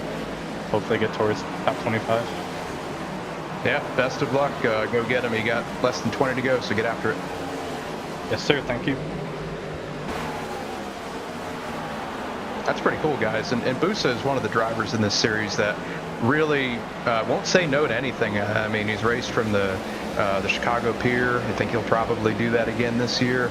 He's racing from a motion rig out in Denver. So he raced from my rig for a couple races this year when he was doing a couple short track starts down here in the Carolinas. So Busa is definitely a staple in this series, and he does a really good job being an ambassador. So kudos to him. Well, Blake and Mike, I'm going to toss this back to you guys. How important is that familiarity with your rig and being comfortable with what you're used to? It's everything. Just knowing exactly what to expect. I mean, I'm somebody, everybody's got this new fancy direct drive, all these, fancy things that they use and modern equipment. I just use a Logitech Drive Force GT, and I've been using it for 15 years. It's what I'm used to. It's what I'm comfortable with, and it may not be as kind of up to date as everything else going on, but you take that comfort and familiarity over moving to that new equipment. A lot of drivers, if they are going to get something new, they wait until the off season to do it, because then they have a month or so or 2 months to really get used. Again, the margin of error in this series, Michael, this is so tight, it's so close. So any little minor upgrade that you can make, it takes time to get used to, but if you can find that little bit of an edge, that's the difference between consistently running up front here and running 20th and worse. Yeah, and I'm proud to say, and I love telling people that I ran on a G27 for over a decade in this series when people had equipment that was 5 times as expensive and way more advanced. I've since moved from the G27, but was definitely used to that and comfortable. As we take a look at a replay here of Malik Ray and Jimmy Mullis through 1 and 2. A little squeeze right there up top. And everybody gets together. Wow. Joe and Malik, and that's just actually, no, it's a Williams car. It's not Jimmy. And there's Jimmy. Oh, wow, that wasn't a caution. What a save. What a that save. Was cool looking. Kept it I'm sure rolling. He's not happy, but that was cool. Good job, Jimmy. And topside on the live shot, almost just saw a wreck with Colin Keister, teammate to the race leader, who got turned on the exit of 4. That car got into the inside pit wall. There's no yellow there either, and the 66 will lose some spots. So longest run of the night by far, 60 laps removed since we put tires on him. I don't think they're driving real good, but it's putting on a show for us. Look at this battle, 7th on back. Remember last week, who ran into each other? The 10 and the 97, and look at that, they almost ran into each other again. I don't think Tucker wanted to give him any extra room there, right, Blake? But unfortunately, the wall sort of put an end to that battle. Yeah, well, I mean, we saw a perfect example last week. Drivers remember, even if it's a year prior or a week prior, Minter was pretty vocal about the fact that he wasn't happy with how he was racing that scenario. So those things add up after a while. As you're not just going to move over, especially with somebody that you think hasn't been racing you all that well recently. And look at these. I think it's. Go ahead, Mike. look at these comers and goers. I mean, we're past 50 laps on tires here, and now we're finally starting to see some movement in this field. You've got Cozy cutting through the field. He's super safe behind Nick. You've got Ottinger, who remember was like 4.5 seconds behind the lead pack. He's still 5.5 behind Salas, but he's moved from 8th to 4th. So, Evan, we've got some really good movement through this field with about 11 to go now. Yeah, it's the most fluid it's been all night. You can see that 23 Leahy all over the back bumper of Wilson now. That one for 6th and 7th. And again, if you're watching the intervals on the scoring pylon, Salas's lead now, 1.5 seconds over Kerwin. It's the biggest advantage we've had all night for P1. Leahy looking to the inside of Wilson. They're going to be nose-to-nose off into turn 3. It's going to be awfully tight for 2 cars to stay side by side through the turn. It's going to bring Cozy right up to the battle. Look at this midfield in the center of the corner. More side by side in and around the 90 of Jordy Lopez. Now, Michael Guest was another name I was looking at a little bit earlier that was running about 35th or so, and over the course of this long run, he's, battling to set for 20th. Leahy, though, struggling. It looks like he may have a flat tire, is almost the way he came off the wall there. He was awfully loose, but we'll lose a handful of positions out of that. Yeah, it looks like he's hit the cliff. It looks like he's hit the cliff and maybe had some contact there with Wilson, but it looks like he's got it straightened back out. But another car coming through the field here is Graham Bolin right behind Minter there, up to 9th, started 18th, so +9 for Bolin. That's pretty good on a night where it's definitely proven difficult to pass, but here comes Leahy back to the back bumper of the 48 off 2. Yeah, there aren't many cars who have passed more drivers than that tonight. Ryan Doucette, the biggest mover of them all, up 20 after starting in 40th. He is P20 in the midfield right now, but Bolin looking for another spot. Can he go +11? They touch. The 97 of Minter got sideways, got the right rear of Bolin. 48 gonna reel it back in. It'll cost Minter a spot as Leahy slides in between the two. Clear enough. Minter is struggling. He is struggling, Blake. Tires are gone on that thing, and he's going to the back fast. Yeah, we've seen a couple of drivers now. Even Wilson's starting to fall off a little bit. It really just seems like there's a couple of guys really hanging on. You can see Dylan Duval kind of in the same boat. He was up a little bit further, and now Wilson trying to take advantage. So there's a couple of guys that are just really falling off hard here. Question is, with all these near misses, do we make it all the way for 7 laps to go to get to the end of this race? Duval P6 ahead of Wilson, who had the latest bobble. This is all going on. So 9 seconds back and right on cue. Caution flag number 2. It's a pileup on the back straightaway. Several cars involved. It all started, I think, with maybe there's too many cars to wrangle it all in, but I saw Hurst, a couple other ones sideways. It may have centralized around Donovan Strauss in the 51. That's wild, guys. Wasn't Donnie just running like 6th? He was back to 27th and just got loose off of 2, and we'll see it in the replay here in a second, but looks like Alt didn't have much time to react, and it just caused a big one down the backstretch. But now the question is, if you're up front, what do you do? I know what I'd do. 2 tires. Take the track position. That wins races here, but I mean, that was like 60 laps in tires, so 4 might be okay, but we're going to have like less than 5 to go, probably a green-white checkered, so not going to have much time to do anything. Seems like 2 tires has been the call recently, but I can't imagine in this scenario, though. We're at Darlington. We just had a 70-lap run. I don't care if you're running 35th, Michael. If you're staying out here, you're just asking to crash the entire field. Yeah, I wouldn't. If there was 1 green-white checkered, I might take my chances and hope they wreck behind me, but with 3, you've got to put some sort of tires on. As you see here, it looks like everybody's going to come in on the lead lap. I'm thinking 2. But we'll see what happens. Those left sides hold up pretty decent, so we'll see if these guys take advantage of that. It's a tricky pit road here at Darlington. Second trip down pit road under the yellow tonight. So the pit road characteristics not that important, but it's all about limiting mistakes. Here's what happened. We talked about Donovan, all kinds of sideways. 40 car couldn't escape him, and then they just made a mess on the backstretch. Added about an extra 2-3 maybe a fourth. Nah, sneaking through there was a couple more. That was the big pileup on the back straightaway. Again, second yellow of the night. Second time down pit road under the yellow. 2 tires. Looks like it's the call for a lot of the leaders. Let's see what Wyatt Tinsley saw from way in the back. Yeah, just a bunch of cars crashing. Oh, we're hitting the wall. We're trying to slow down right through the middle. There you go. Little damage on the right side, but no worse for wear. Good job, Wyatt. And again, it's difficult to slow down. You can see how loose he was trying to react and just hit the brakes there. You know, you're on 70-lap-old tires. It's not easy to try and miss this. And then, I mean, Kwame, there was absolutely nothing he could do there. Every lane was blocked. He could have gone low, and he would have gotten tagged. Just absolute, nothing he could do there. I think Delaney's had some near misses tonight. Let's see if he can do it one more time. Good job slowing up right there. Cars everywhere. Going to work through the middle. There you go. Good job from the Coca-Cola driver right there. I was waiting for the punt from behind. I think he's pretty happy as well that no one got into him either when he checks up that hard, and he was able to tiptoe on through. And unlike what we saw earlier in this race, when it was the top car who made a big mistake, it is in first and out first for Vicente Salas. He will maintain the race lead in this one. You see the 7 of Malik Ray ahead of him. That is not for position. Vicente the leader. And Mike, I may have predicted the yellow one intentionally, but you got the strategy right on the money. 2 tires was the popular call.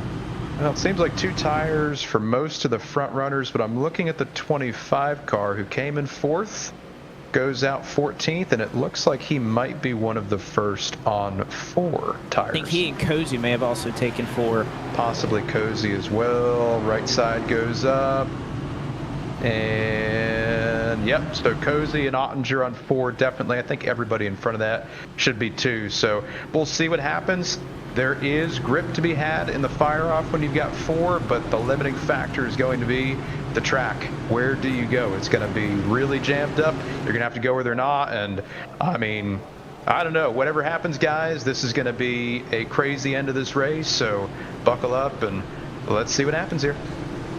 Those cars on 4 are going to be back 13th and 14th, row number 7. And as we take 2 to go, this will push us into overtime. So the counter will jump back up to 3. The lap number no longer matters. It is eNASCAR overtime once more. We'll come around next time to take the green flag. It will be 2 laps to go.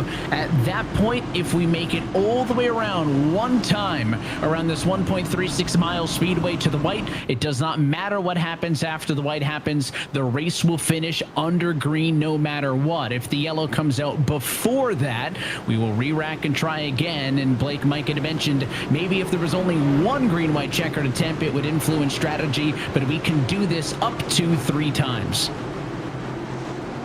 Yeah, so we'll see. If we get to those 3 attempts, I think that's the only hope for some of those drivers that would have taken 4. Vicente and Caden, though, they work together. They're good friends. As that bottom lane rolled, as Honeycutt gets side-by-side with Kerwin, that's exactly what Salas would want to see. Watch for wheel spin. They're all on 2 tires till you get back to row 7. 2 laps to go. Green flag in the air. It's a great jump for the 11 car. Is there going to be a battle for second? Here comes Caden Honeycutt trying to get to the inside of the 77. Kerwin can't get there.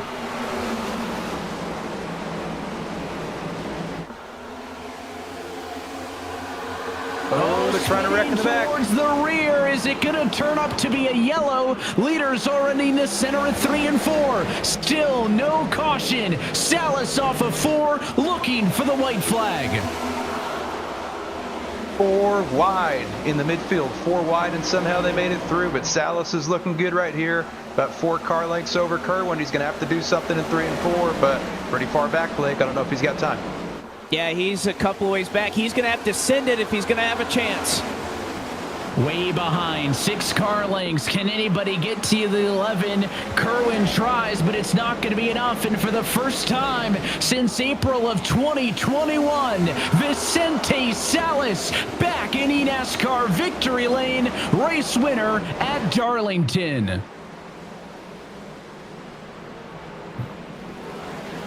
What a restart. What a great job by Vicente right there to launch with those really old left sides. Just a super job by the field not to wad it up and to keep it straight and to see that green white checkered go all the way to the finish. So great job of these guys, and right there they prove why they are the 40 best in the world. You see the drivers come in to congratulate him as well. It's a popular win. You can see what it means to Vicente. He'll be headed to the playoffs if he can maintain the necessary points for the third time in his career. But it is career race win number 2. This winning moment is brought to you by Coca-Cola, the official fan refreshment of eNASCAR, as Vicente Salas once more a winner in the eNASCAR Coca-Cola iRacing Series. Well, let's take a look at how he made it done and look at our Coca-Cola move of the race. Vicente had led the final 75 straight, Blake, but he had to nail one final restart. And it's so tough on that outside line. If you're Kerwin, you have to time it perfectly. Salas, I mean, kind of pulls a Denny Hamlin there, goes as early as he possibly can, but you can see the result of it as Kerwin and Honeycutt not prepared for the exact moment that he was going to go. And when you're having all this wheel spin, just that little bit of knowing is so important. Honeycutt and Kerwin are side by side in 1 and 2, and that's enough, despite the draft, for Salas to be able to pull away. And then right here, he's just got to put together 2 or 1.5 laps of perfection here, and he's able to do just that. Casey was able to get pretty close, but Mike, I think he gets in position by not beating himself. He was second up until the first yellow in this race. Then there was the mistake on pit road for Wilson that gave Vicente the track position, and he didn't put a foot wrong.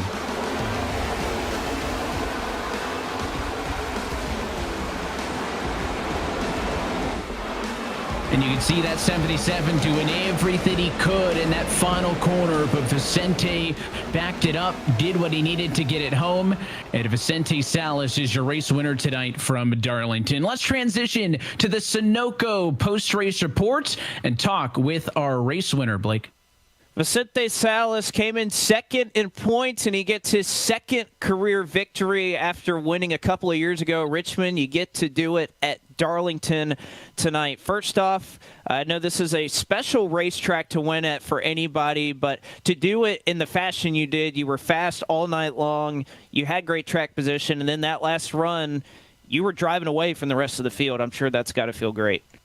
Yeah, I mean, I think it's nice to re-solidify that speed. You know, we've had such a dud, last 2 years, last 2 seasons. And, 2021, we kind of came out firing. We won at Richmond, and it's been really hard to put it together since. Obviously, we did it in the Contender Series a few months ago, but now to finally solidify our spot in the playoffs, man, Houston Hammer, Dylan Duvall, Jonathan Platt, Dave Siltman, all these guys on Dead Zone Racing that believe in me and put in the work every week. I'm so incredibly thankful for all of them. No, it takes a lot to kind of make this all happen, but now this kind of changes your approach this season. Again, we mentioned you were second in points coming in, so you're in a good position already, but now you have that burden off of your shoulders. How does that kind of change these next few months leading into the playoffs for you? I think the next few months are just going to be about building and getting more consistent. We've had the speed so far this year. The goal is to keep that up and, make it better. So I think we're going to keep points racing, keep trying to put ourselves in position to win, and see if we can do it, 1 or 2 more times before the end of the season here. I know you got a lot of things you're trying to balance between real life and also iRacing. How cool is it, though, to be competing like this at the top level of eNASCAR? I'm so honored to be in this series. I think it's a great tool to practice, keep myself mentally focused for the real life races, which tonight, if you didn't see, we announced that I'll be running the 91 Bill McAnally Racing truck at Gateway this weekend, sponsored by Serve Pro and Pape. So I can't thank them enough for coming on board and giving me the opportunity to go race for them and represent their brands. And I'm just super, super pumped, thankful. All right. I know all of us here are going to be rooting for you to see you turning left for the first time in your Craftsman Truck Series career, and you get to lead in the most perfect way possible. Vicente Salas, congratulations, a 2-time winner in the eNASCAR Coca-Cola iRacing Series. Thank you guys very much. a lot to celebrate for him, and coming up just shy, but a solid run in second place. And nevertheless, Michael Conti said he would have picked you to win this race after you almost got it done back-to-back, but nevertheless, a really solid run for that number 77 car. Yeah, honestly, we've had a rough 3 weeks. So, yeah, I think we were after Brands Hatch, I think we were only a couple points behind the points lead, and I think we're 50-something back after the past 3 races we've had. So, the front bumper stayed on this time, and we had good track position all day, and nothing screwed us over this time. It was just good to have a good rebound finish like this, and get GGT energy and Inspire back up front where we belong, and yeah, hopefully it's a good momentum boost for the final 5 races, I think, before the playoffs. So, yeah, was a great run, and hopefully we can carry it forward. Yeah, we got a lot of unique racetracks coming up on the schedule here. Iowa Speedway next, Nashville Super Speedway, the Chicago Street Course, which are always pretty strong on the road courses. So kind of looking at those next few races, any one that you have circled about trying to, go there and thinking that you have a real shot to win? Honestly, probably the best one for me is Pocono, but obviously I'd rather not have to be going into the final race before the playoffs needing a win. Pocono and Indy are probably the 2 best for me out of those 5. We've run well at Nashville as well. Iowa is a bit of an unknown. I've never really ran there at all in anything. And then Chicago Street, I've run good at road courses, but I've never really been like winning speed at road courses. So, yeah, hopefully we can I know there's still a chance there could be a spot or 2 on points. So hopefully at least we can keep running really, really well and try and make up what we've lost the past 3 races and get to where we need to be. All right, Casey, well, thanks for chatting with us, and congratulations on P2 tonight. Thank you.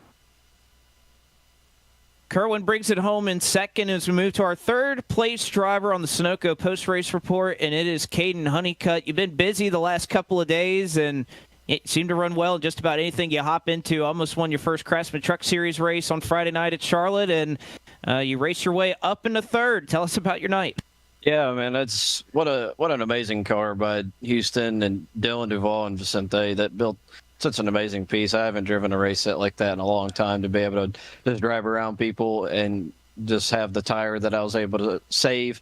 Man, just what an amazing car. I can't thank them enough for what they do for me. Also want to thank Steve and Stefan for an amazing job spotting for me as always. So yeah, it's just such good times to have good momentum and to be able to finish third and keep on carrying the more and more speed that we keep on having to eventually click off a win. But yeah, it's going to take a win to get in these playoffs for sure. So we're waiting for it. We're getting there. So yeah, just want to thank Steve, and also want to thank Filter Time. Don't worry, breathe happy.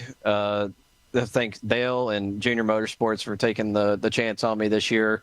My last 2 Coke seasons haven't been very well, so for them to take the chance on me this year and believe that I can turn it around is very special, and I appreciate that. I know you mentioned there that you think it's going to take a win to get in these playoffs. So with that, points racing, is that just kind of out the window for you? Yes and no. Like, you never know. Like, some repeat winner can win the rest of these races, and I can still make it in on points. So definitely going to make sure that I figure that out and do that. So that's what we're going to focus on, is definitely try to win races.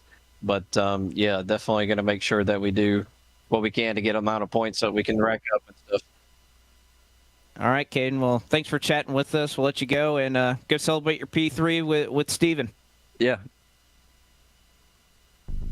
A big thanks to all the top finishers for giving us some time in the Sunoco post-race report. Now we take a look at our Coca-Cola full race results. On the night, Vicente Salas gets the win, leads the final 75 laps as he gets career race win number 2 and the first for Tony Kanaan Esports. Steven Wilson was dominant early, mistake on a pit road to Costin Blake. He has to settle for that P5. Just look at all the veterans: Duvall, Leahy, Colin Keister, Ryan Luza, Nick Ottinger. We talk ad nauseum about how Darlington's about experience, and that certainly showed tonight. And you get through the midfield, good showing again for Seth DeBurchett as one of the highest finishing rookie drivers. One thing I want to mention is on the next page in the mid-20s is previous race winners this year. Wyatt Tinsley, 28th, Garrett Lowe, 31st, Malik Ray, 33rd. Those drivers not getting the points they're in search of. No, and again, this always seems to happen that you start to run out of time once we get to this middle portion of the season. I mean, again, it's only 5 races left before the playoffs start or before the regular season finale at Pocono. You don't want to have to go there desperate for a win, as we heard Casey talking about earlier. And of course, as one segment comes to an end, another begins. 5th to last race of the regular season with a trip to Iowa Speedway. Mike, this is a big storyline with the Cup cars as well this year, and we'll get to see it on the eNASCAR side as well. I'm jealous that these guys are getting to go to Iowa. It's one of the raciest, like, short track, intermediate, hybrid tracks that we've got on the circuit. So these guys are going to put on a great race when they go there. Heat racing format's always cool. So looking forward to watching that one as a spectator. But appreciate you guys for having me tonight. Had a ton of fun, and I think we had a great race to call. So super proud to watch that one. I was going to say, thanks for being with us and providing your expert analysis. You have more eNASCAR championships than myself, obviously, and Blake as well, so we appreciate the insight. One day, right? I think it's worth noting, Blake, as well. I mean, how big this is for Vicente, right? Not only the first win for TK, but it comes as he's already been good this year. This is not a lifeline win for him. It's kind of a statement win, and we'll double check the math on it, but possibly a segment championship as well. Remember how tight that was at the end? So this could be a huge swing for him. Yeah, you think about those valuable playoff points. We only have one round in the playoffs in this series, so being able to take anything into that round is so crucial. And to think that he could walk out tonight by virtue of his win with the segment championship, with 3 playoff points, and with an additional 5 for winning segment 2, that's a pretty big night to have those ace spots going into the first round of the playoffs. So a very well done job by Vicente Salas, who also may win the regular season title, because now he's probably nipping at the heels of Steven Wilson for that as well.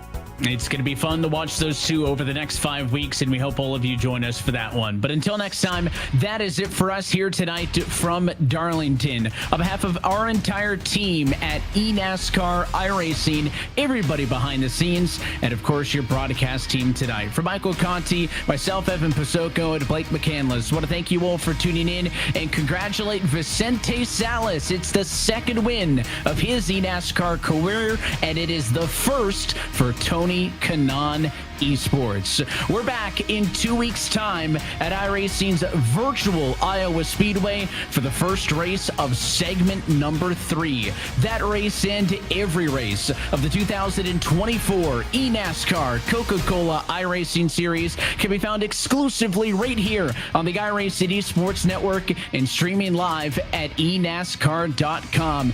Until then, good night from Darlington.